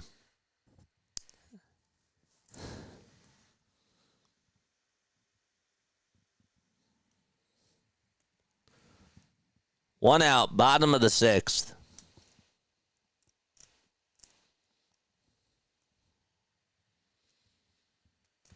The pitch, and that's taken for a strike.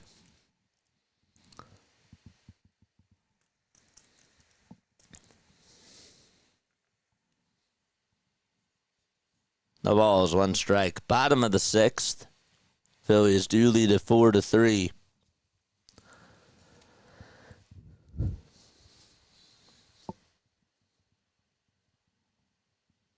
Next pitch from Lazar, way up high for a ball.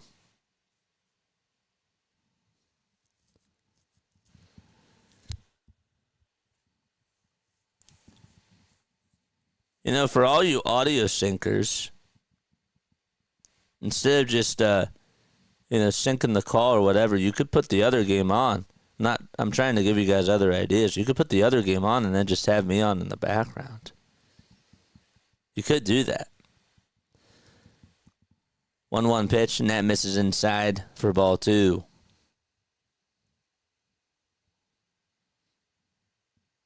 If you're capable, of course. 2-1 delivery. That just misses outside for ball 3. Phillies lead 4-3 against the Blue Jays. The other squad's playing against the Baltimore Orioles. And it's 3-2 in that game as they head to the top of the 7th. This game was going by quicker, and then it got slower.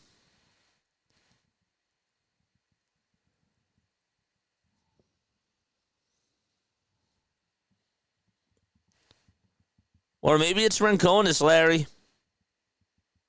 Who knows? The pitch, it's popped up. Hit that in foul ground, and it goes out of play.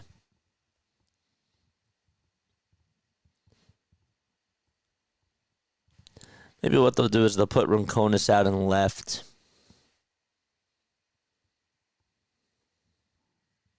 I don't know.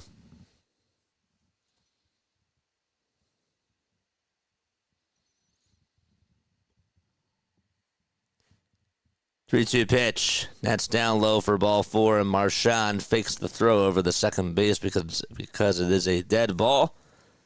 And runners are at first and second base with 1 out in the bottom of the 6th. Does Rincones play in the outfield? Yeah. Plays in right field. He was the starting right fielder today.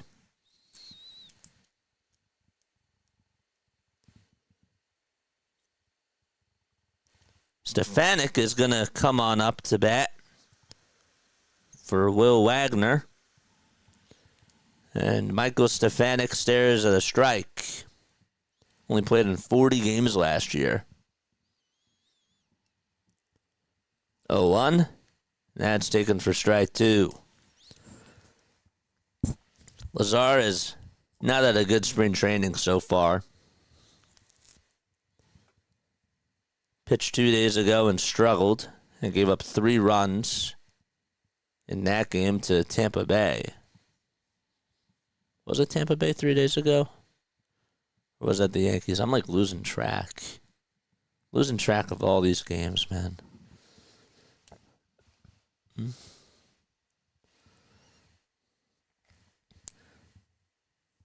The pitch.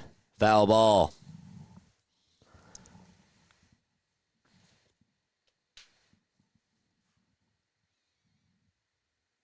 Jordan Romano just came in to the Orioles-Phillies game. Pitched pretty well in his first outing. Lazar trying to get out of a jam here. 0-2. That's down for a ball.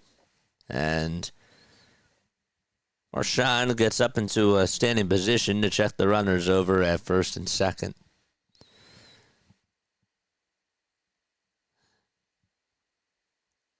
So my question is, who manages the second game? Like, which managers are out there? Rob, I don't think, is in the Baltimore game. Or sorry, Rob, I think, is in the Baltimore game. But who's the manager for this one? It has to be, I guess, I want to say Rich Doobie, but no, he was the pitching coach a while ago. The bench coach. Who's the bench coach? Rick Calitri. Has to be Calitri, right?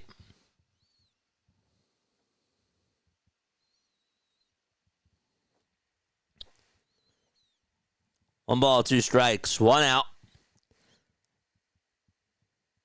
So then who's the assistant pitching coach? Because Caleb Cotham's at 1 game. 1 ball, 2 strikes. Time called by Rafael Marchand.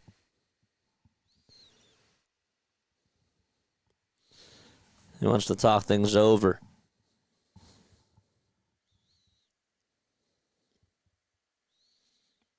Bowman's hit the ball sharply in all 3 at-bats today.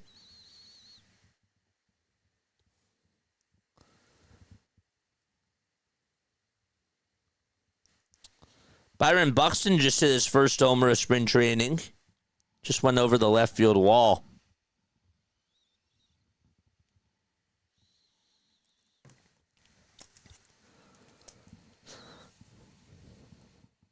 They're interviewing JT on the telecast. JT's playing against Baltimore today. 1 ball, 2 strikes, and 1 out. The next pitch from Lazar, and it misses inside for ball 2. Orioles just tied the game.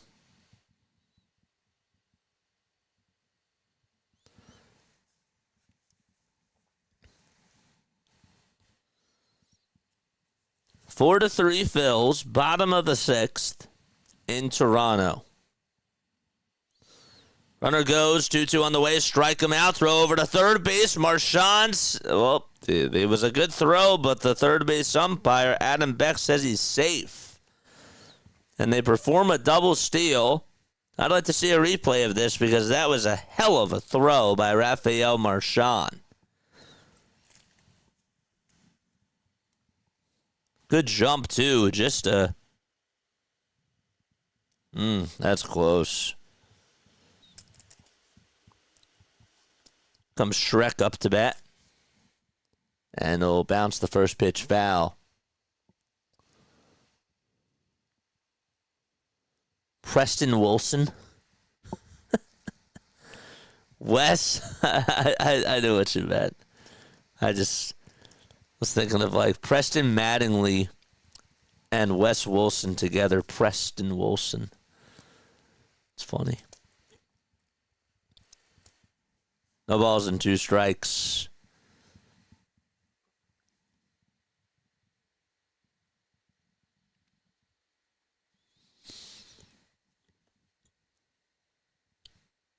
Robert Schreck, 24 years old. That's lefty. 0-2 pitch, swing and a miss. And the inning does come to an end. We head to the top of the 7th. Out in Florida, Phillies lead at 4-3 against the Blue Jays. Does Wilson hit righty? Does Rojas hit anything? Dude, this sounds like a fight that we're having in the chat.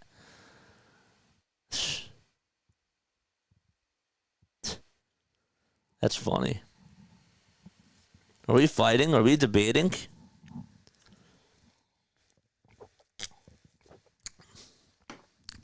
Love it.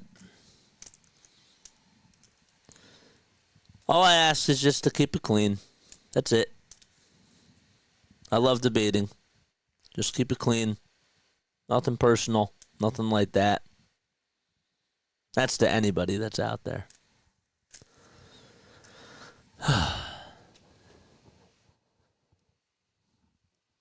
We got 40 people watching. 37 likes. Make sure you hit the subscribe button as well.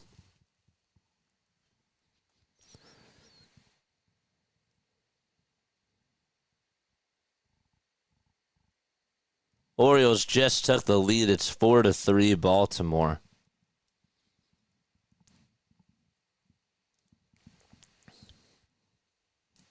Just took the lead.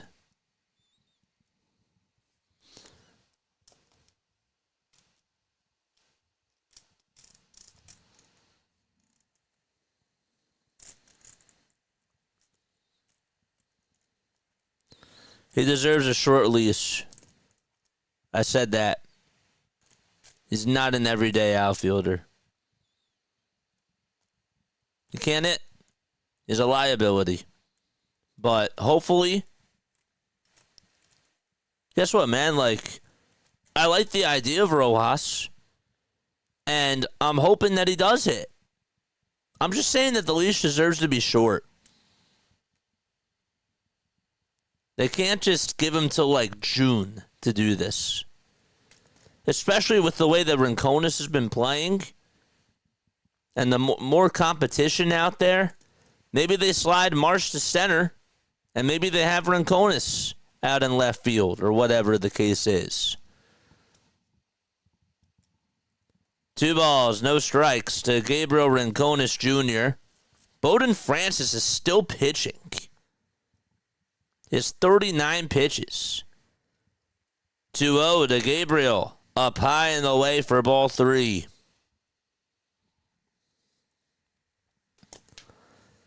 Come on, let's get one more sub. I need one more subscriber.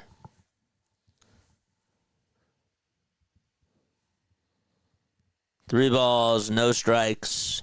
Top of the 7th. 3-0 pitch to Rincones. And he gets the green light, but he fouls it away.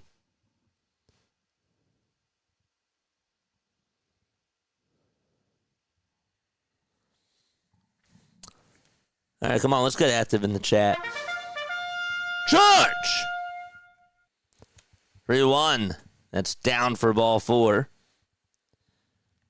And there's a leadoff walk in the top of the 7th.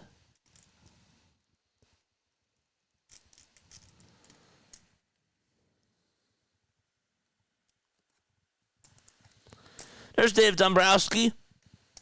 He's representing the Phillies out in Florida at TD Bank Ballpark. And it looks like Bowden Francis' day is done. So Rincones gets on with the leadoff walk, and we have a pitch and change.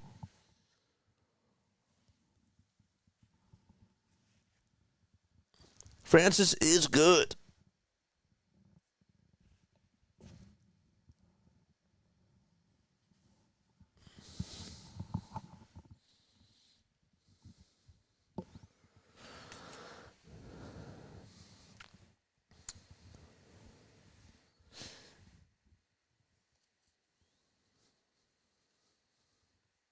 See, the problem, though, is that, like, there we go. We got a subscriber. That's not a problem.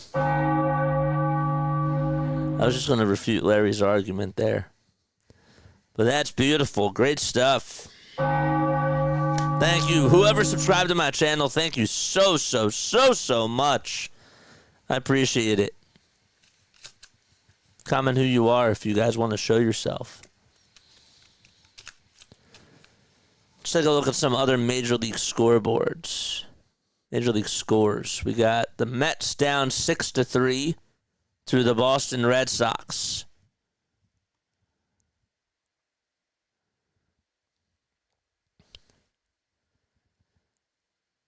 How far did Jose Siri's homer go? They don't say. They don't say how far it went. It left the stadium that they couldn't measure. They couldn't measure the distance of the homer. It's funny. Alex Amalfi, who pitched in Vancouver last year, played in 36 games at a 3.28 ERA. Right-handers were hitting .214 against him, and lefties were hitting .276. He's out there to pitch to Rafael Marchand, who stares at the ball. That's high.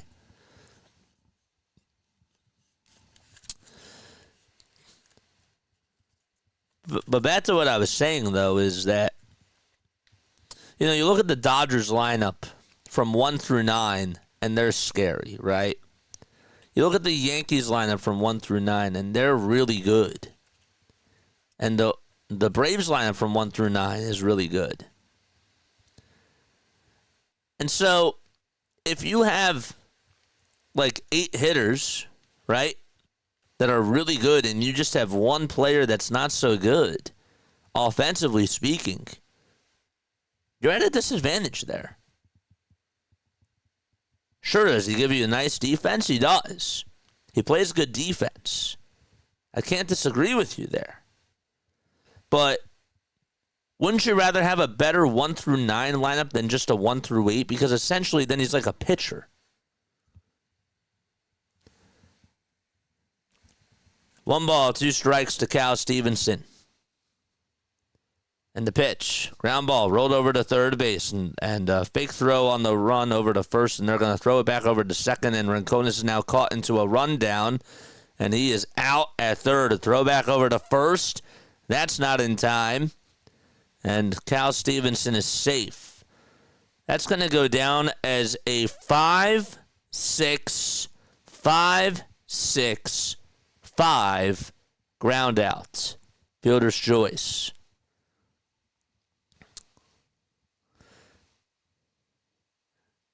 Mike said, stop with the stats, Larry, and he just gave you a stat right there.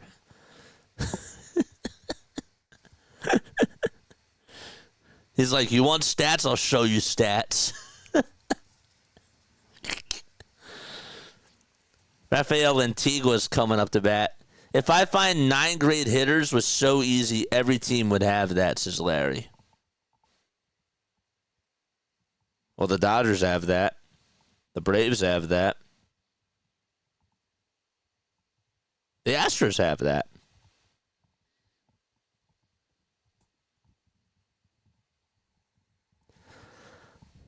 One ball, no strikes. The pitch. That's taken outside for ball 2.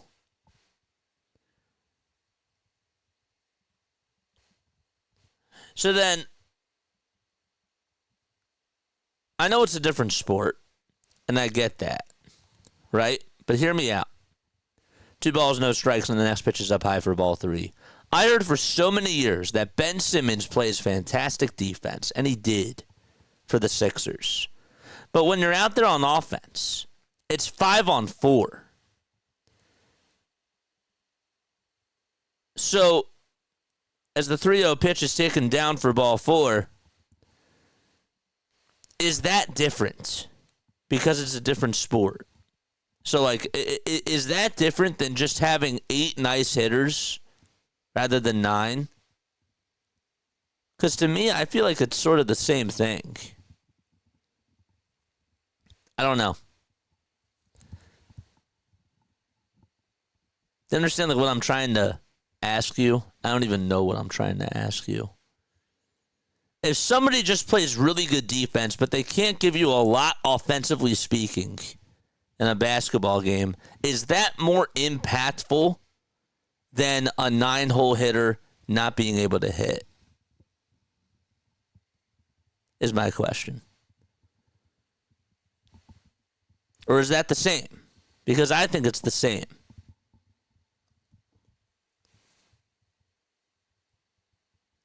No balls, 1 strike to Justin Crawford. And the 0-1 pitch is outside. Amalfi still on the mound.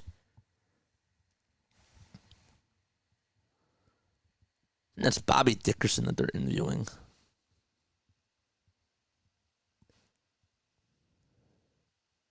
At shortstop, I would take excellent defense over a hitter.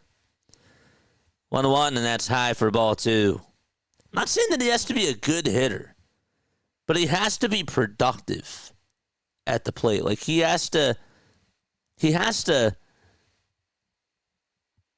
show better results than what he's showing. Mike, have you been drinking? You're kind of slurring your words. It is Sunday. 2-1 pitch, and that's taken for ball 3.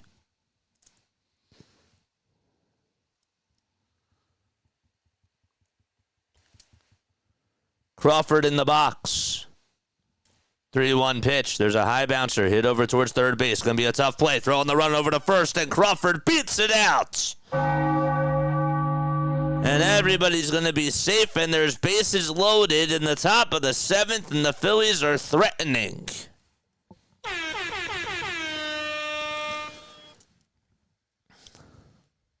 What's a 50 good hitter?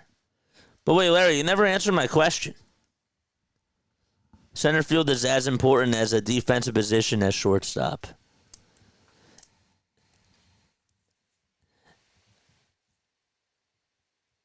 You still never answered my question. I'm asking is you probably didn't. You probably missed it.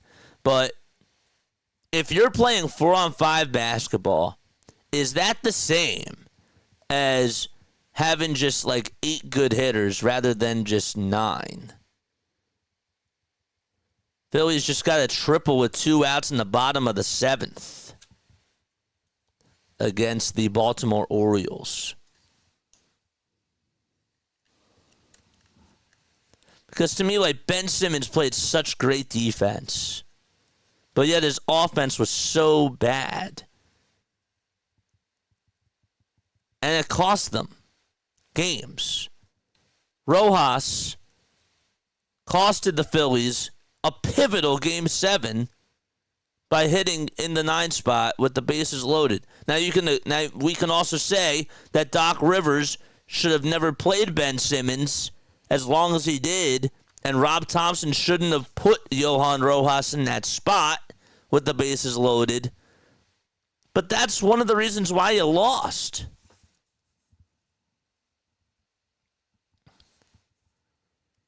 One ball, 1 strike. Top of the 7th, 4-3 Phils. Adam Miller is up to bat. This is a huge spot for him. And the 1-1 pitch is swung on and missed.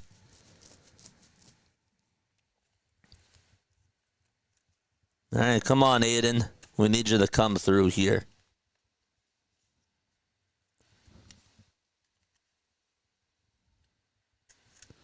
One-two pitch.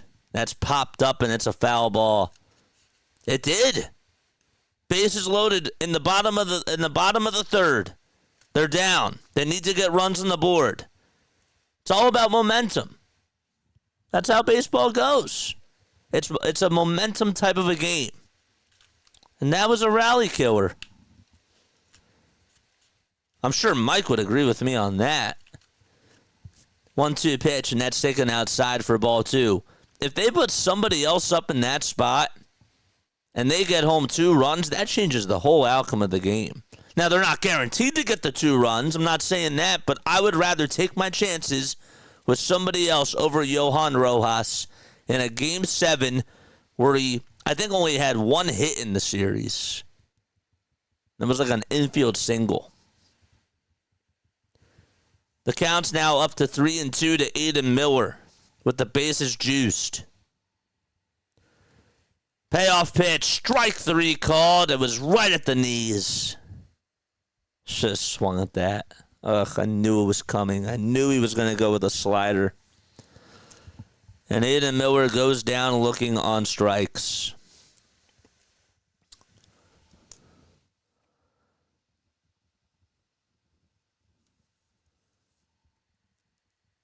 There is no A squad. They're both playing starters. The pitch, and that's taken inside for a ball. Otto Kemp is up to bat now. Been very impressed with him during spring training. 1-0. And there's a foul ball. Get active, baby.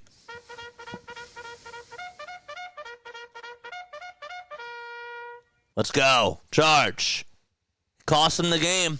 Didn't say it costed them the series, but it costed them the game for sure.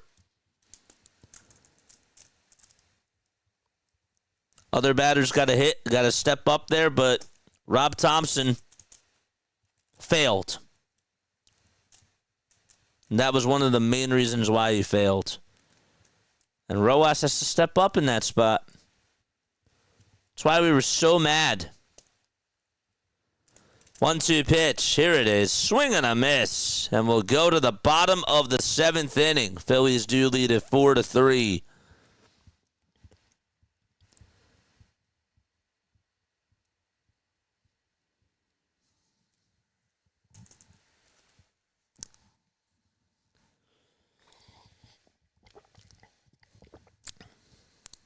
I ain't even letting the big boys off the hook. Harper was cold. Trey was cold. They should have came through too to not be in that spot. But guess what? If I have bases loaded and there's 2 outs and my team is having trouble scoring, do I want my worst hitter up in that spot? No. I'll take Brandon Marsh over him. I'll take Matt Vierling over him in that spot. We had Matt Vierling that year. Put Matt Vierling up to bat.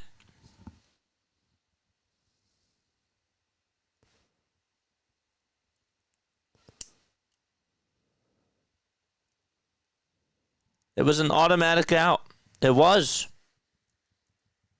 It was, Mike. That costed them. That was one of the plays that costed them the game.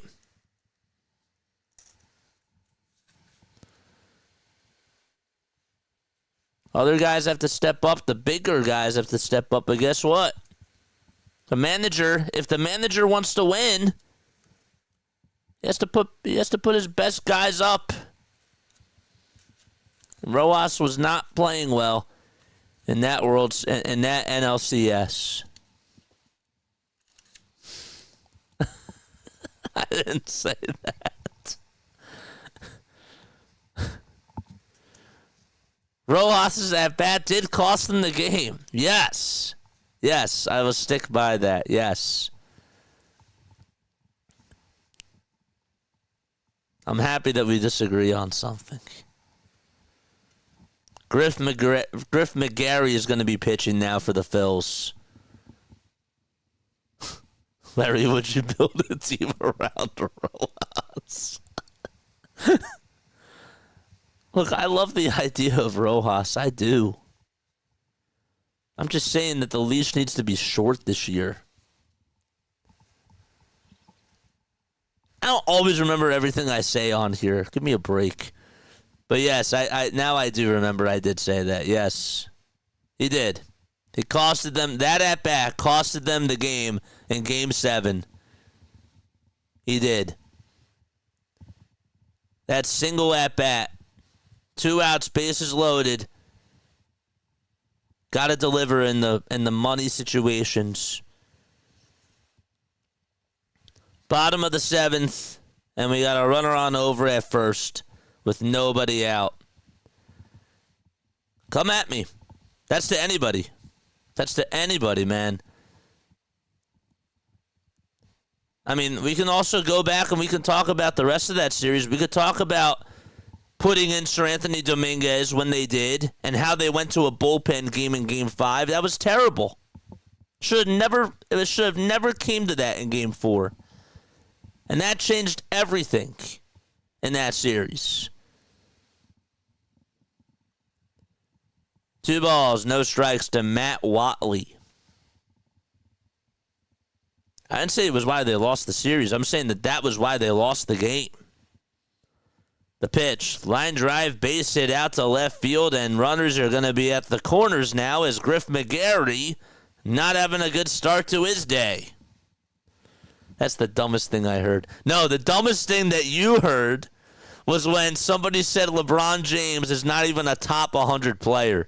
That's the dumbest thing that you've heard.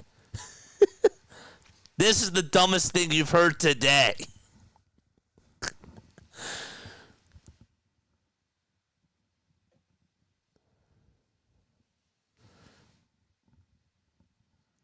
But, Mike, what do you think? Do you think that Johan Rojas costed them that Game 7 in the NLCS? I want to get your opinion, too. I want to get everybody else's opinion on that.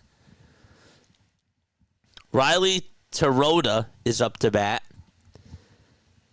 He was in high A, double A, and triple A last year. That's impressive. He had to jump to all 3. That at-bat was the only thing that mattered. And guess what? It did matter. That was the most important at-bat of the game. 0-2 pitch, and that's down for a ball. I will say this, Larry. That guy's defense is great, but his ability to hit is not. Can somebody explain this to me? 1-2 pitch from Griff McGarry. That's way up high. He is struggling today, man. I've been so excited to watch this guy pitch. He's not doing good today. Can somebody explain this to me? How come in spring training in the first 2 weeks, so Rob Thompson said that they're going to work on bunting with Rojas like next week. Like, don't you think that they should be practicing that with him now? There's a wild pitch, and that's going to bring a runner home, and this baby is tied. Oof. That makes it a 4-4 game.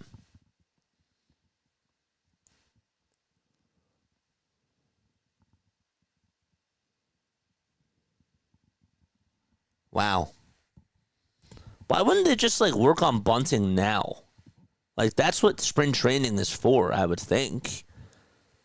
They're not doing that with any of these hitters. 3-2 pitch on the way, swing and a miss. And there is out number 1. Sit him down. But yeah, why aren't they doing that? It just doesn't make any sense to me. They said that, we're going to practice bunting in a couple of weeks with Johan Rojas. If the guy is having a hard time hitting and they want him to become a better bunter, don't you think they should work on that? I don't know. Roden is coming up.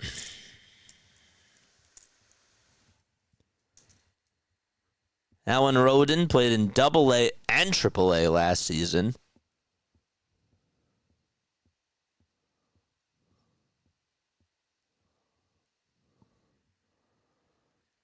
One-0 pitch. That's taken outside for ball 2.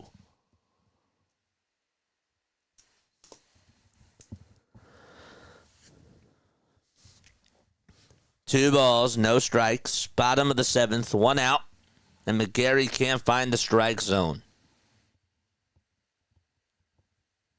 As the next pitch is down and in.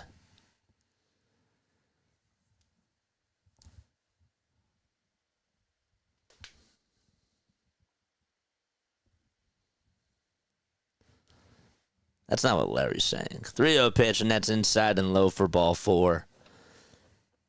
I think you got to pull the trigger here with Griff.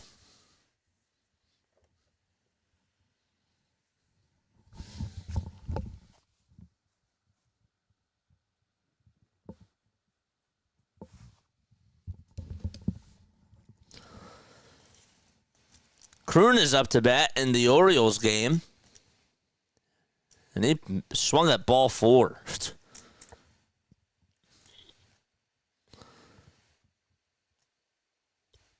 This guy has a lot of potential too, though.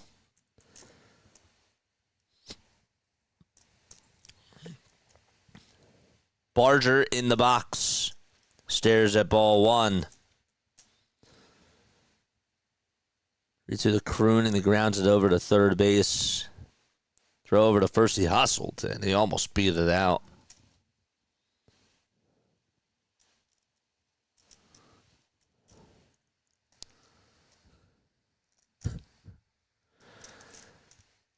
Do you guys agree or disagree that Johan Rojas, that at-bat costed them Game 7 of the NLCS in 2023? JJ, I don't want to go back to the past. JJ, I want to just focus on the present. That's cool. I'm still asking the question, though.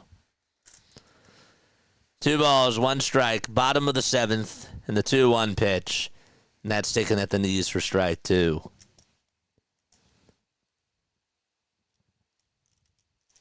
Mike says absolutely, and he has cost us more games, too. I don't know if he costed us more games, but that one game was costly. Like, you can't deny that, man. Rob Thompson is at fault for that as well. 2-2 pitch, and that's down low for ball 3. Now, if you said no, that wasn't all on Rojas, like that's on Rob too, then you got a point. And I agree with you there.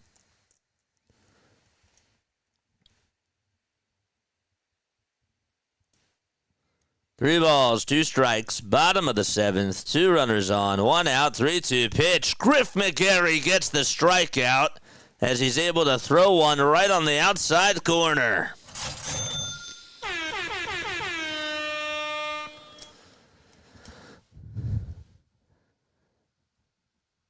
Larry, you have to tip your cap to great pitching in that series. The Diamondbacks, they didn't pitch so great. I mean, they pitched well, but we got cold.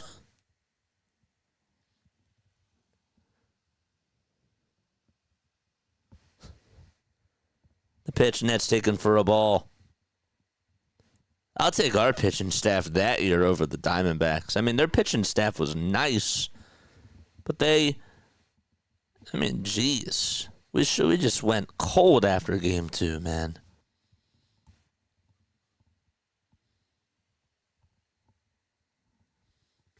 Two balls, no strikes to Davis Schneider. And the pitch. And that is a check swing. Did he go? And they say, yes, he did over at first base.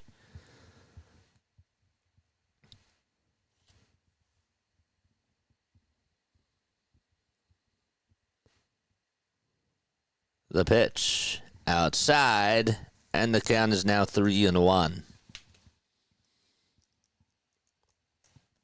Our hitters did go cold, including Rojas during the biggest at bat. The 3-1.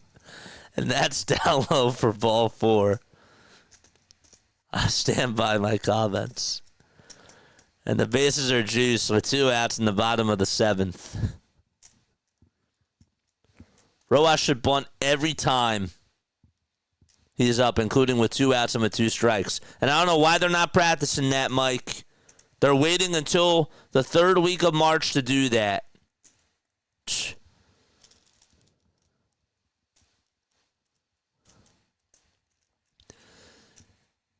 And the bases are now loaded for Toronto, and we got a pitching change with 2 outs.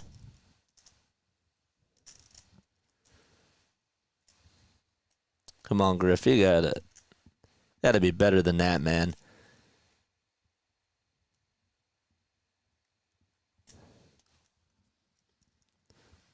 How can you blame just one guy? That was just game 7. I mean, I think Bryce had like runners over at first and second too. He struck out swinging, and I wanted him to come through there, and that was his fault.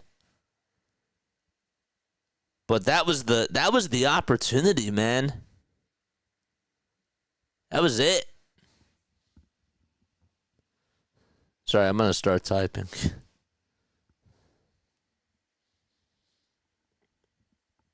Aaronola pitched really well in that game. And he deserved better.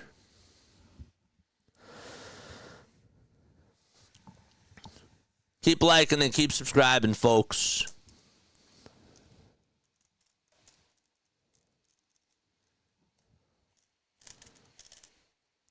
I'm with you there, Larry. I'm with you there.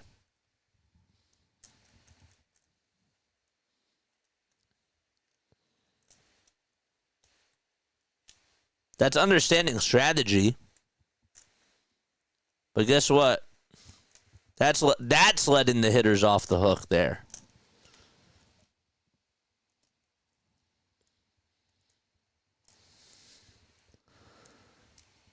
Connor Ash is going to pitch. As he gets set from the belts, and there's a check swing foul ball. Bottom of the seventh still. No balls, one strike. 4-4 with bases loaded and 2 outs. Did that first baseman in the Orioles game just flop on a pitch?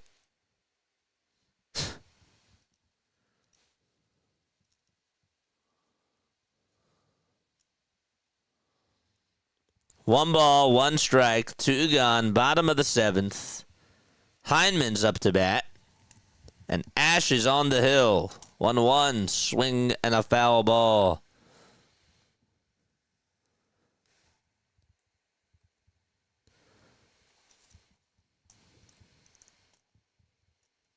Is this Alex Verdugo's brother? It's up to bat in the Orioles game.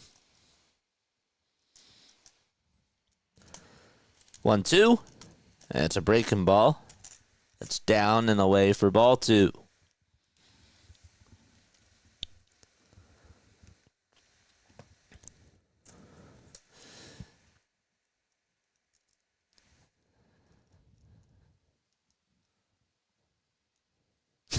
Just throwing a foot outside the swing. What a genius.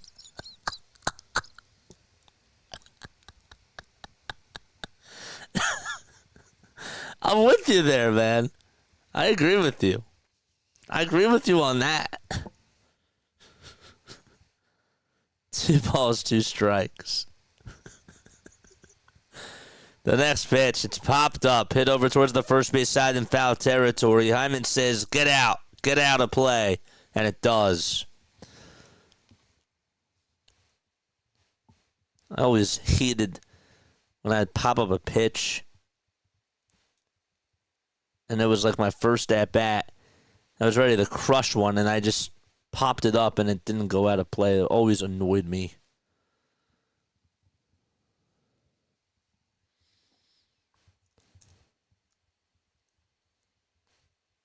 Ash comes set and deals and throws a pitch just off the plate. 48 people tuning on in, 41 likes. Let's keep it going. Phillies and O's are going to the top of the 9th. We're still in the bottom of the 7th in this game. 3-2 delivery. That's down low for ball 4, and the Blue Jays walking a run. Great at bat by Heineman.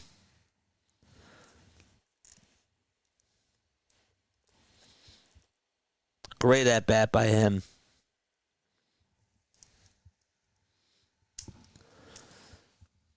Again, and it worked, Larry. How come our hitting coach didn't recognize it?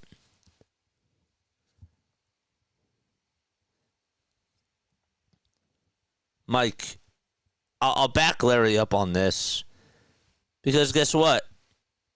You've complained about our hitting coach last year. We don't bunt. The reason why we ended where we were last year, it was bigger than just the players. That was coaching. They emphasized swinging for the long ball, swinging for the fences, and yet the Mets found a strategy and said, guess what? We're going to throw curveballs. That was strategy. We're not going to give you any fastballs to hit. They learned that from game 2. That's how they beat us.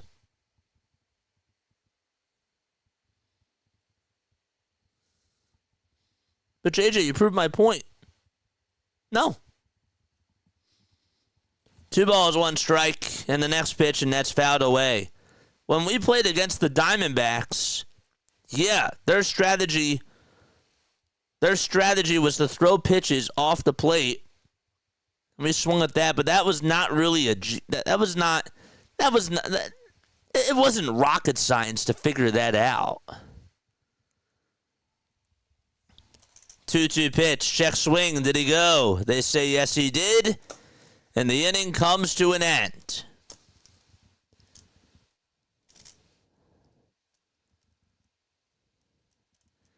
Right, exactly, Larry. That's why we lost last year. And then our manager lost us game 5 by putting in Jeff Hoffman in a bases-loaded situation.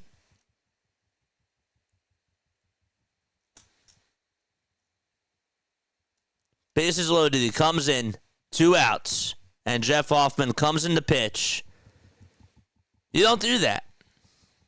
You don't do that.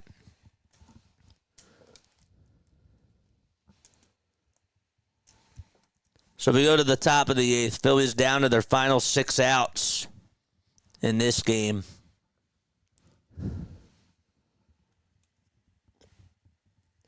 But that also doesn't excuse Alec Bohm for not hustling into second base. Doesn't excuse the error that he made over at third base either. The little bobble. Sure, all those things contributed to it.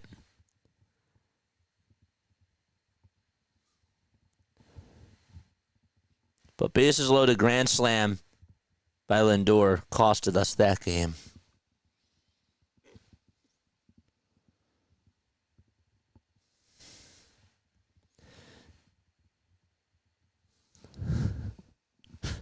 But all the other at-bats didn't matter on the last one. That was the most important at-bat. That was the most important at-bat out of all.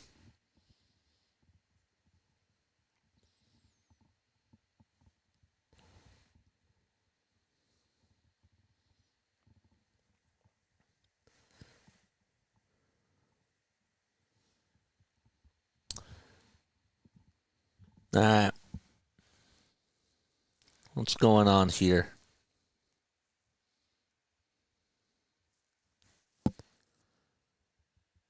This is up now. We're in the top of the 8th. Phillies down 5-4. Yimi Garcia back out there for the Toronto Blue Jays. Back in another season with Toronto, I should say. Taylor's up to bat. He had a homer a couple of days ago. And he swings and misses at the 1-0.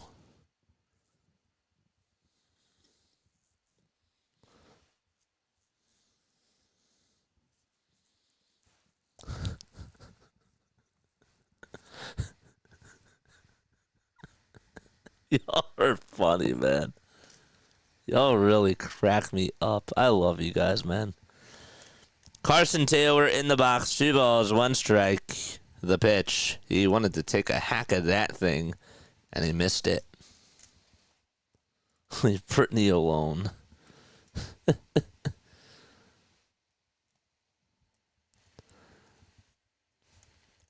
I'll tell you this. You want a positive from that year? Johan Rojas won them game 5, or game 4, of that NLDS that year because of the diving catch that he made to Rob Round Acuna Jr. You want a positive there? He took the heart and souls out of the Braves in that one moment. Everybody forgets that. 5-4 Blue Jays. Ricketts in the box. So Taylor struck out. 1 ball, no strikes. And the pitch, and that's taken for a strike. In the other squad game, Phillies are down 4-3, and they're going to the bottom of the 9th.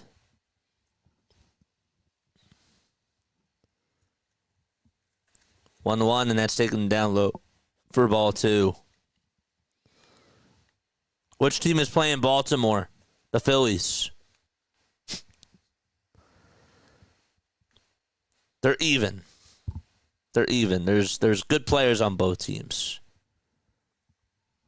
If that's what you're wondering.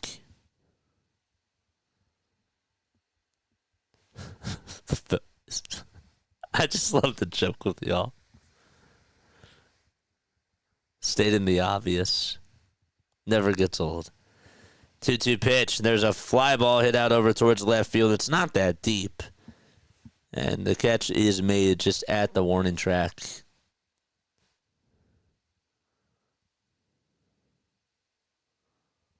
About the plate crap. You guys have been going at it all day. It's beautiful. Pineda's up. He's facing Garcia now. So Cole Ricketts just popped out to left.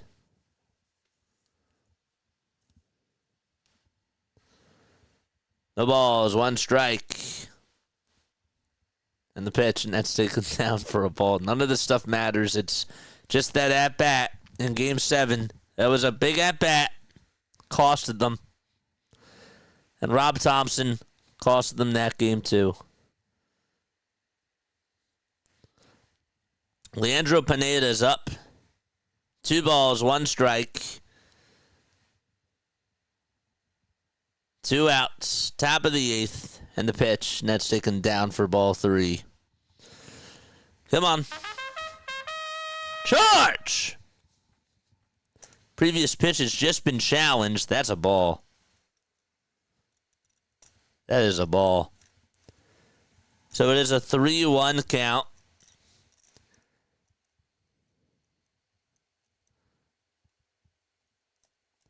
The next pitch popped up. It's a foul ball.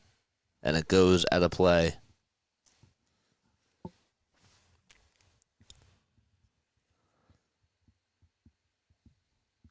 But yeah, that catch that Rojas did make against Acuna to take away that base hit. That was like what? I think that was in the 8th inning with the bases loaded. That gets by him. Braves have life. 3-2. And another foul ball by Pineda.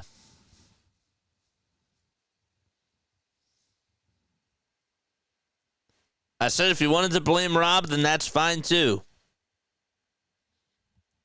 Because Rojas, in that moment, you can make the argument that he shouldn't have been batting. But guess what? He is at fault because he got out. 3 balls, 2 strikes to Pineda.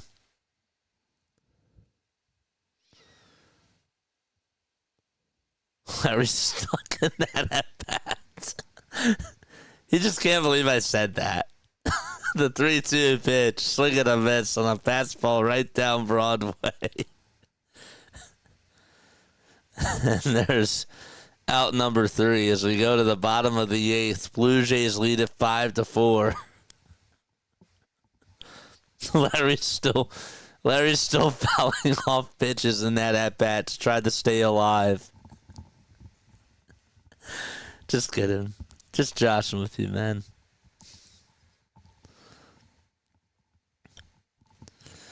Phillies are down 4-3 against the O's. And Prado is in the box. He's been putting up a good at-bat against Baumholtz.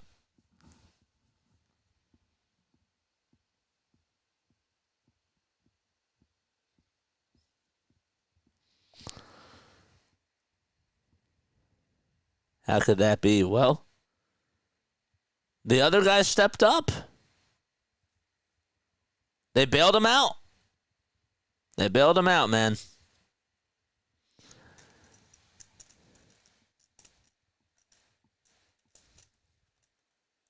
Harper was hot. Casty was hot. All those other guys were hot, and they bailed him out. But then as you get deeper into the playoffs, guess what? That stuff matters. Why did we say, like when Boston plays against Cleveland or something, like some things aren't going to fly? We say that even in football. Some people said that the Eagles are only going to get so far with the running game, but once they play the Chiefs, they're done. It ended up not happening, but the Buffalo Bills can go as far as they can, but then, once they go up against the elite teams, then those little things matter.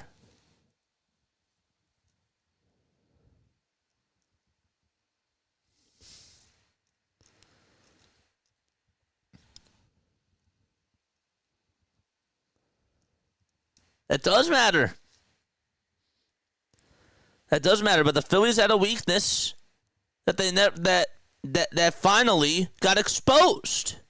It got exposed. That's what happened. Braden Fosnod is going to pitch. We're in the bottom of the 8th. No balls, 1 strike. Check swing. Did he go?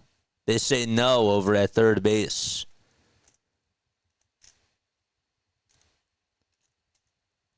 They had a weakness and it got exposed. And that was the Phillies' weak point.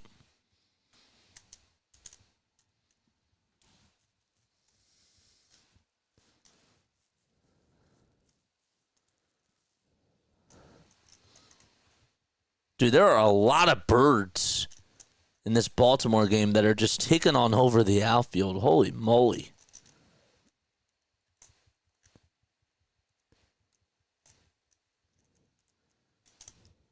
Two balls, 2 strikes, bottom of the 8th. Nobody out. Shrek is in the box. And the pitch. And that's up high for ball 3. After this, we do have a post-game show. And we'll be talking about things that I saw in both of these games. I haven't really been commenting on the Orioles game. Phillies are down to their final out in that game. All love, guys. Larry, love you, brother. No, absolutely. I love disagreeing with people. I like agreeing with people, but this is what makes the world go round, man. There's a ground ball hit over towards the right side, backhanded by the second baseman. The throw over to first is in time. If we all agreed on the same things, life would be so boring, man. Don't get me started on Kevin Long and Rob Thompson.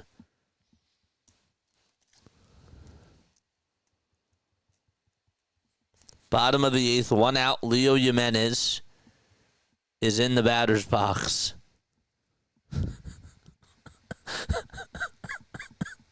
I'm just laughing when Mike says Larry's still stuck in that bat.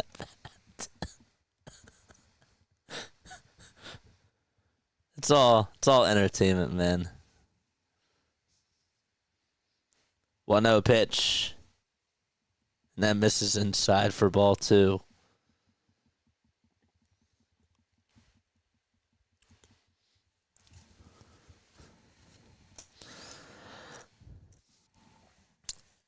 In all seriousness, though, 2-0 pitch, and that's fouled away. I am going to do an NFL Combine podcast. I really haven't, taken time to like watch anything, has anything stood out to you as far as like for the Eagles' sake? For those of you that are NFL fans, like, have any players stood out to you during the combine that you're like, damn, we got to go after this guy in the draft?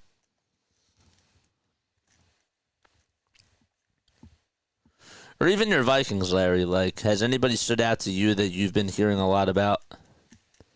3 balls, 1 strike, bottom of the 8th, 1 out. The pitch, and that's high and away for ball 4.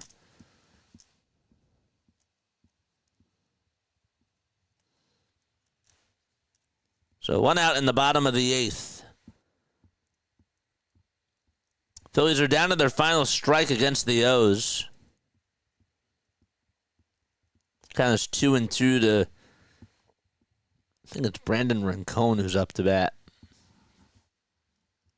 What's up, JS? How are you, my friend? Pitch, ground ball, hit over to third. To flip over the second, there's 1. Throw over to first in time for an around-the-horn double play.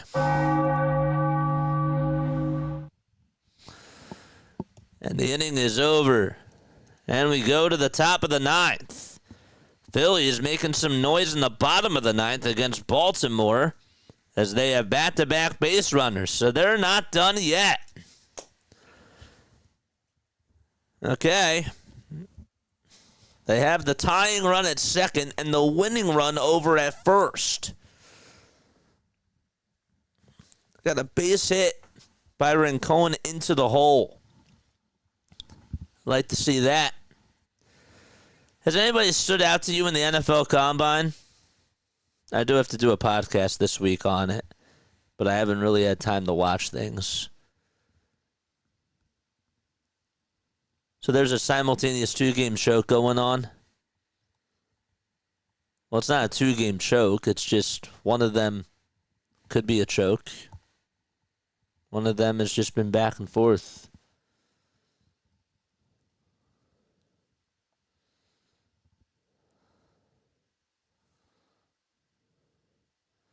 I'm giving him a chance too. I'm not saying he doesn't deserve a chance.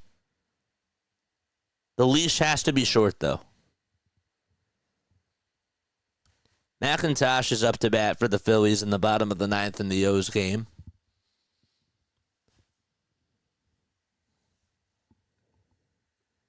It's 1 ball, 1 strike to him. Herbert Holtz is still pitching. He has 26 pitches.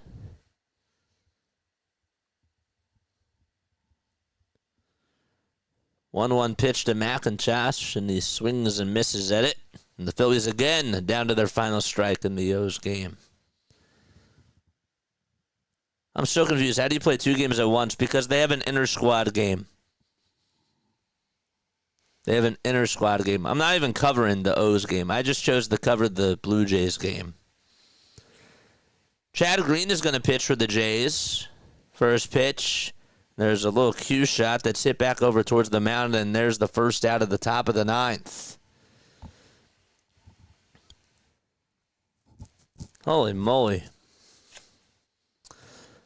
5-4 Blue Jays, 1 out. McIntosh just got hit. And a base hit against the O's can have them walk it off.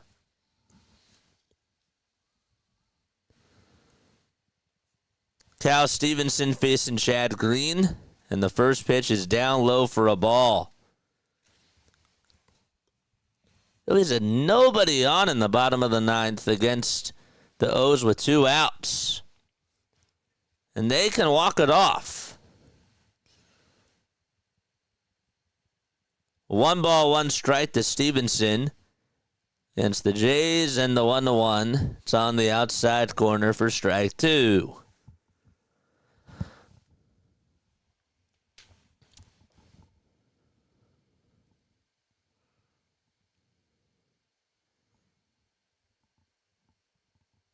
One-two pitch to Stevenson, swing and a miss, and the Phillies down to their final out against the Jays. They're also down to their final strike against the O's.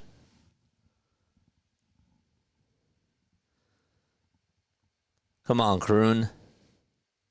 1-2 to Kroon. Line drive, base hit into left field, and the Phillies are going to walk it off against the Jays. Against the O's, that is, excuse me. And they win 5-4 against Baltimore.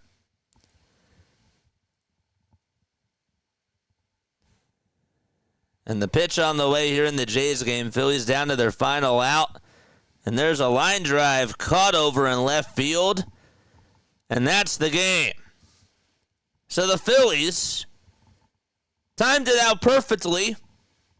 Games ended at the same exact time. They lose to the Jays, but they come back and beat the O's. The final score in both games is 5-4. Couldn't have asked for a better time. That was wild. That's insane. Wow. Kroon deserves a spot.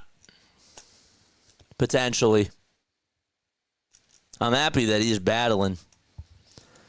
So the Phillies lose to Toronto 5-4, but they beat the Orioles 5-4.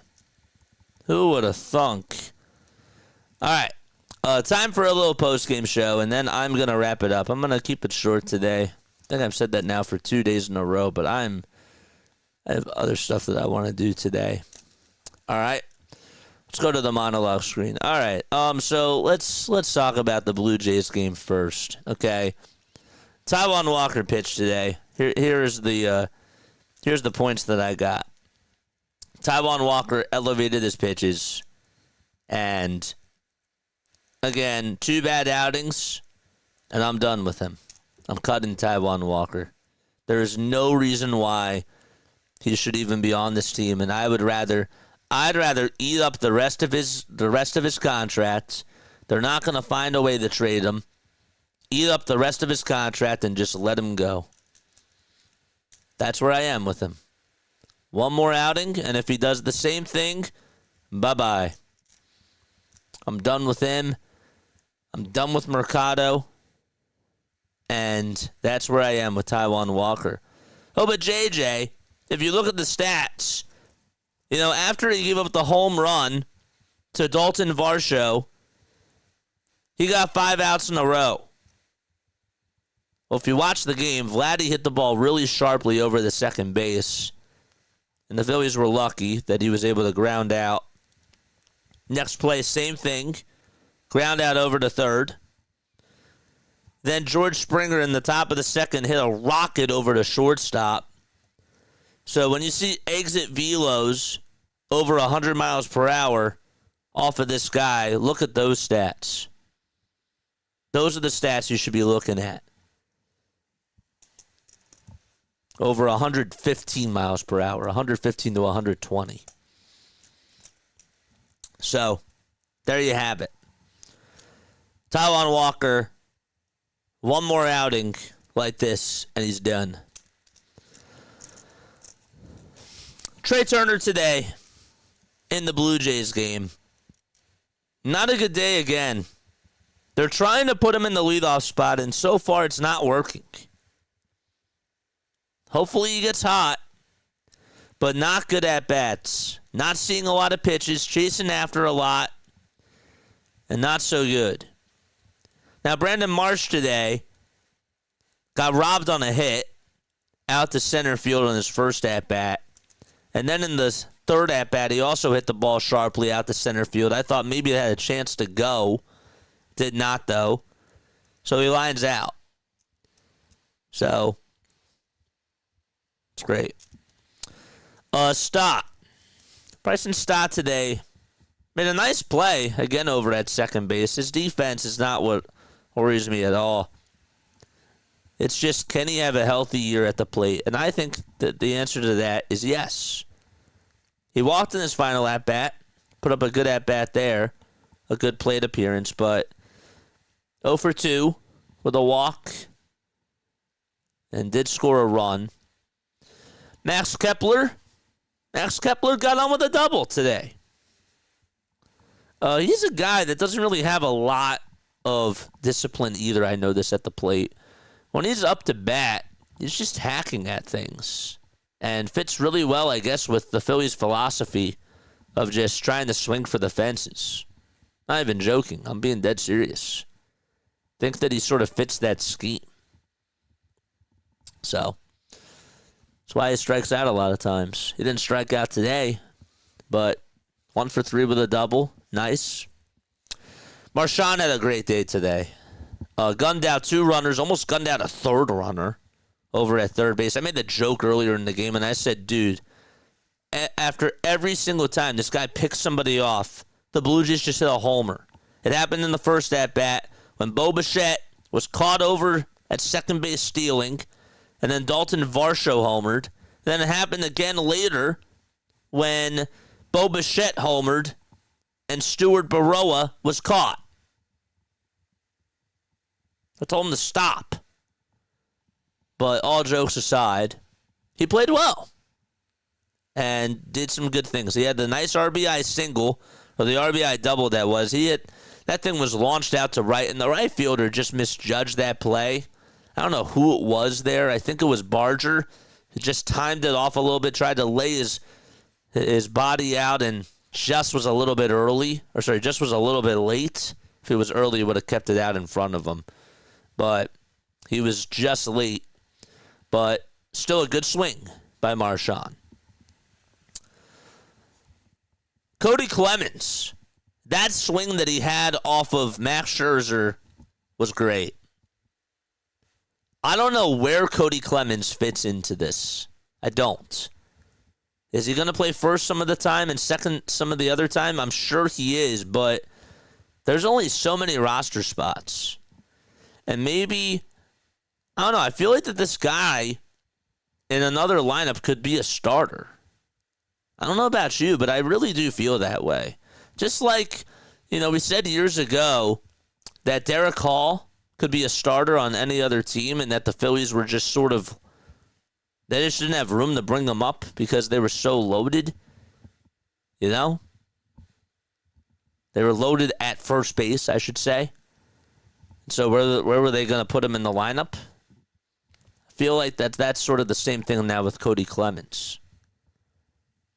And maybe they could get a nice piece back for him. I don't know. But he also can play second base pretty well. But yeah, he had a good day today. Home run, a single as well, back up the middle. And to do it off of Max Scherzer, that's a very good thing. Gabriel Rincones Jr., my unicorn. Excellent once again. Excellent. This guy is popping the bat. The only thing that concerns me about this guy is his defense. He's not a fast guy. Okay, he's not a speedster out there. But his power is legit. It is so much fun to watch this guy rake. He could really be in a home run derby one day. And I think that this guy has what it takes to be a Major League Baseball player. I do. Maybe in a couple of years, and I know I'm not trying to get ahead of myself here, but I think that what he's doing translates to the big league level. The question is, when they're facing, when I'm watching these at-bats, when I'm watching Gabriel Rincones up to bat at the plate, right? I'm trying to see how he does against major league pitchers. Bowden Francis, a very good pitcher. A guy that had some really good outings last year and almost had 2 no-hitters for Toronto. Played pretty well. Was their best pitcher last year. Had an 8-5 record, 103 innings pitched. A lot of ground ball outs he had. And to take him yard, that's a statement. That's a statement. I'll take those stats. Cal Stevenson, DH today. Struck out twice. 2 terrible at-bats for him. My man's looking at a curveball. And actually, Rincones had an at-bat where I thought maybe he should have gone back-to-back with Cody in that second inning, but then he strikes out looking at a pitch that's right down the middle. And Scherzer played with fire on that pitch, but he executed. And Rincones should have fired the trigger and did not. So, yeah, that's what offensively stood out to me today in this game here. But my question to you guys is, should Gabriel Rincones, if the spring training ended today, does Rincones deserve a roster spot on this team? If so, who would you take him over? I'll take him over Wes Wilson. I know that Wes is a righty, but I think maybe not Wes Wilson. But who else would it be? Would it be Cody? I don't know. It's hard when you really do think about it. I guess Wes would probably be the only option. And Wes, unfortunately for him, is hurt.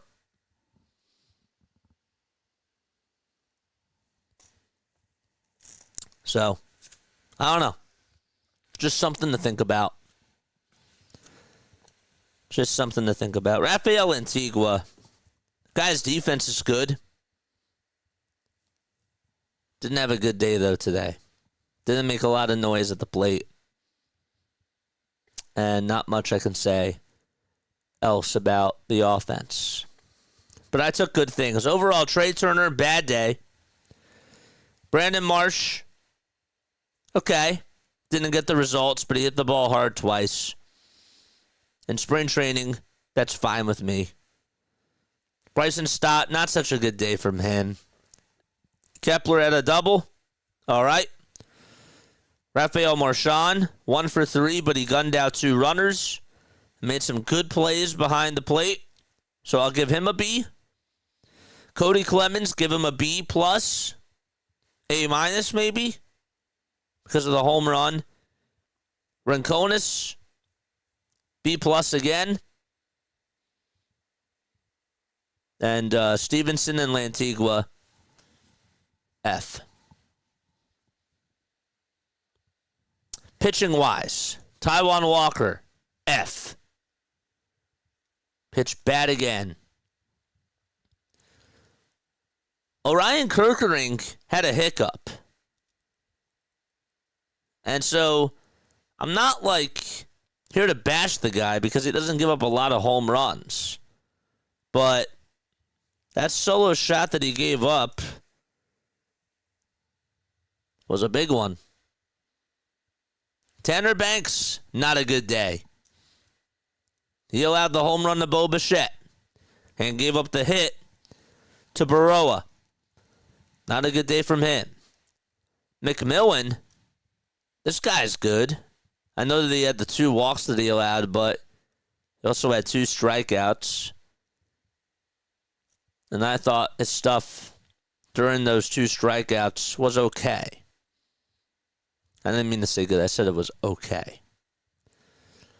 Max Lazar, 1 hit, 1 walk, 2 strikeouts. Got out of the jam. He did. Fine by me. Not great. Not bad. He did fine. It could have been a lot worse. Didn't have a good outing in his first one. He gave up a couple of runs. And that was on Saturday. That was on Friday afternoon. I think it was actually against the Yankees that they played that day. Griff McGarry, I had a lot of eyes on him today. And I can see why the Phillies have not brought him up yet. He's not ready. 2 walks, 2 earned runs, and 2 strikeouts for him. And I thought that he left pitches out over the middle of the plate and just could not attack the zone the way that he should have. And you can see why he's still a project. Didn't have a good year last year. Had a great year the year before that. The goal for Griff this year, and there's not really a rush because we're not going to need him as a starting pitcher this year. Hopefully, if we're healthy. But the goal for him is just to develop out in AAA and just get the strikeouts back to what it was 2 years ago. I'm curious as to why Mick Abel has not pitched yet. That, I think, is a problem. Something must be going on with Mick. I haven't seen Mick pitch.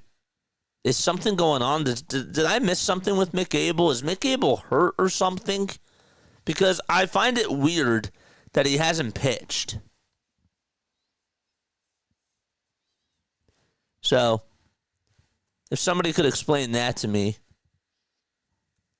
I would appreciate that. I will actually double check right now to see if anything is up with Mick Abel. Let's go here. I find it so odd that he hasn't pitched yet. Mick Abel. Phillies players in Phillies camp that haven't made an appearance. Mick Abel, Moises Chase,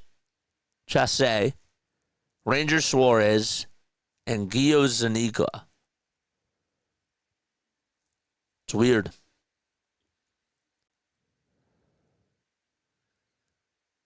He threw a pregame batting practice. That was on the 27th, though. So I find that odd and a little bit weird. So, yeah. Overall, some nice things. And some things that I'm not so happy with. I'm not happy with Trey Turner. Justin Crawford, also give him credit. He beat out an infield single today. I love this kid. I do. This kid is quick. This kid has speed. And he can make contact. Maybe might give Yohan Rojas a run for his money. Not saying this year. Maybe it is this year. I don't know. I need Rojas to step up this year, but Crawford, the defense and the contact, it's making him a very good candidate for him to come up to the big leagues and provide some sort of an impact. Aiden Miller had a chance today with runners at first and second to try to do some damage. Struck out swinging. Wanted him to come through. I know I'm putting a lot of pressure on this guy, but he's their number one prospect. Well, their number two prospect. Number one, if you want to talk about it without Painter. But he's a top prospect for them nonetheless. I'd like to see him break through. Overall, the guy that's having the best spring training is Rincones, and the second best is Justin Crawford, in my opinion. If we're just talking about minor league players. Otto Kemp struck out today. Not going to give him too much heat. He's been having a very good spring training, too. He's made some good plays over at second base defensively. And another good contact hitter. Taylor and Ricketts got a chance to play as well. Pineda also was out there for one at-bat. But yeah, nothing too much else. They were 1 for 5 today with runners in scoring position. But they had a lot of home runs in both games combined. Those are my takeaways, though, from this Blue Jays game. Griff McGarry has to get better. He still was a project. And there's no rush for him to come up, but maybe if he does good in sprint, maybe if he does good during the season, maybe he becomes an asset that the Phillies could trade. I don't know. Just maybe. Maybe. And then let's go to the Orioles game. Let's talk about that. Phillies came back bottom of the ninth, down 4-3 with nobody on and 2 outs. And they beat the Orioles against Christian Baumholtz. Couldn't finish the deal. Kyle Schwarber struggled. Edmundo Sosa struggled. Castellanos struggled. Harper had a good day. And the guy that had the best day today was Alec Bohm. An opposite field homer, and his second homer that was. Then he had 1 out to left center field. Good stuff. My only critique on Alec Bohm is keep this up during the whole year.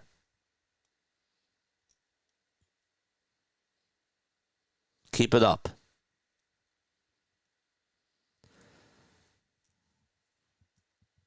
Anthony had a good at-bat. Rincon actually played pretty good today. And Mercado had a home run. I like this guy too. I think Mercado's sort of underrated when we're looking at outfielders. So it's good to see that the outfielders that are minor leaguers are doing their thing. You know? Buddy Kennedy struggled today, 0 for 3. JT, 0 for 1. He had 2 walks, though. A couple of good at-bats. I know that Sanchez allowed the 1 run. That was, I think, in the 3rd inning. But my man's reaching 98 now consistently on the gun. That's scary. That is scary to think about. The bullpen in that game pitched great. Except for Romano, who had the 2 runs allowed. And I wanted him to have a big day. But Alvy is looking a lot better. Alvarado has had a very good spring training out of the bullpen. 2 strikeouts for him today. The slider looks like it's good. The fastball has been gaining some velocity as well. Like what I'm seeing there. And Joel Cunell, take what you want from him. Over his last 3 outings, though, he's been doing pretty good stuff. Older, he's in his 30s. Hasn't had a good career. But who knows? Just somebody to keep your eye out on. All right. That's going to be it for me. I'm going to wrap it up. And I'll see you all tomorrow, man. No Phillies games tomorrow. But we got a Sixers game tomorrow night. I'll be back on for that. I need to take the afternoon off. I don't know if you can tell. I'm a little bit tired. And I see it. But I love you all to death. And I will catch you all on the next one. And see you all very soon. Go Phils.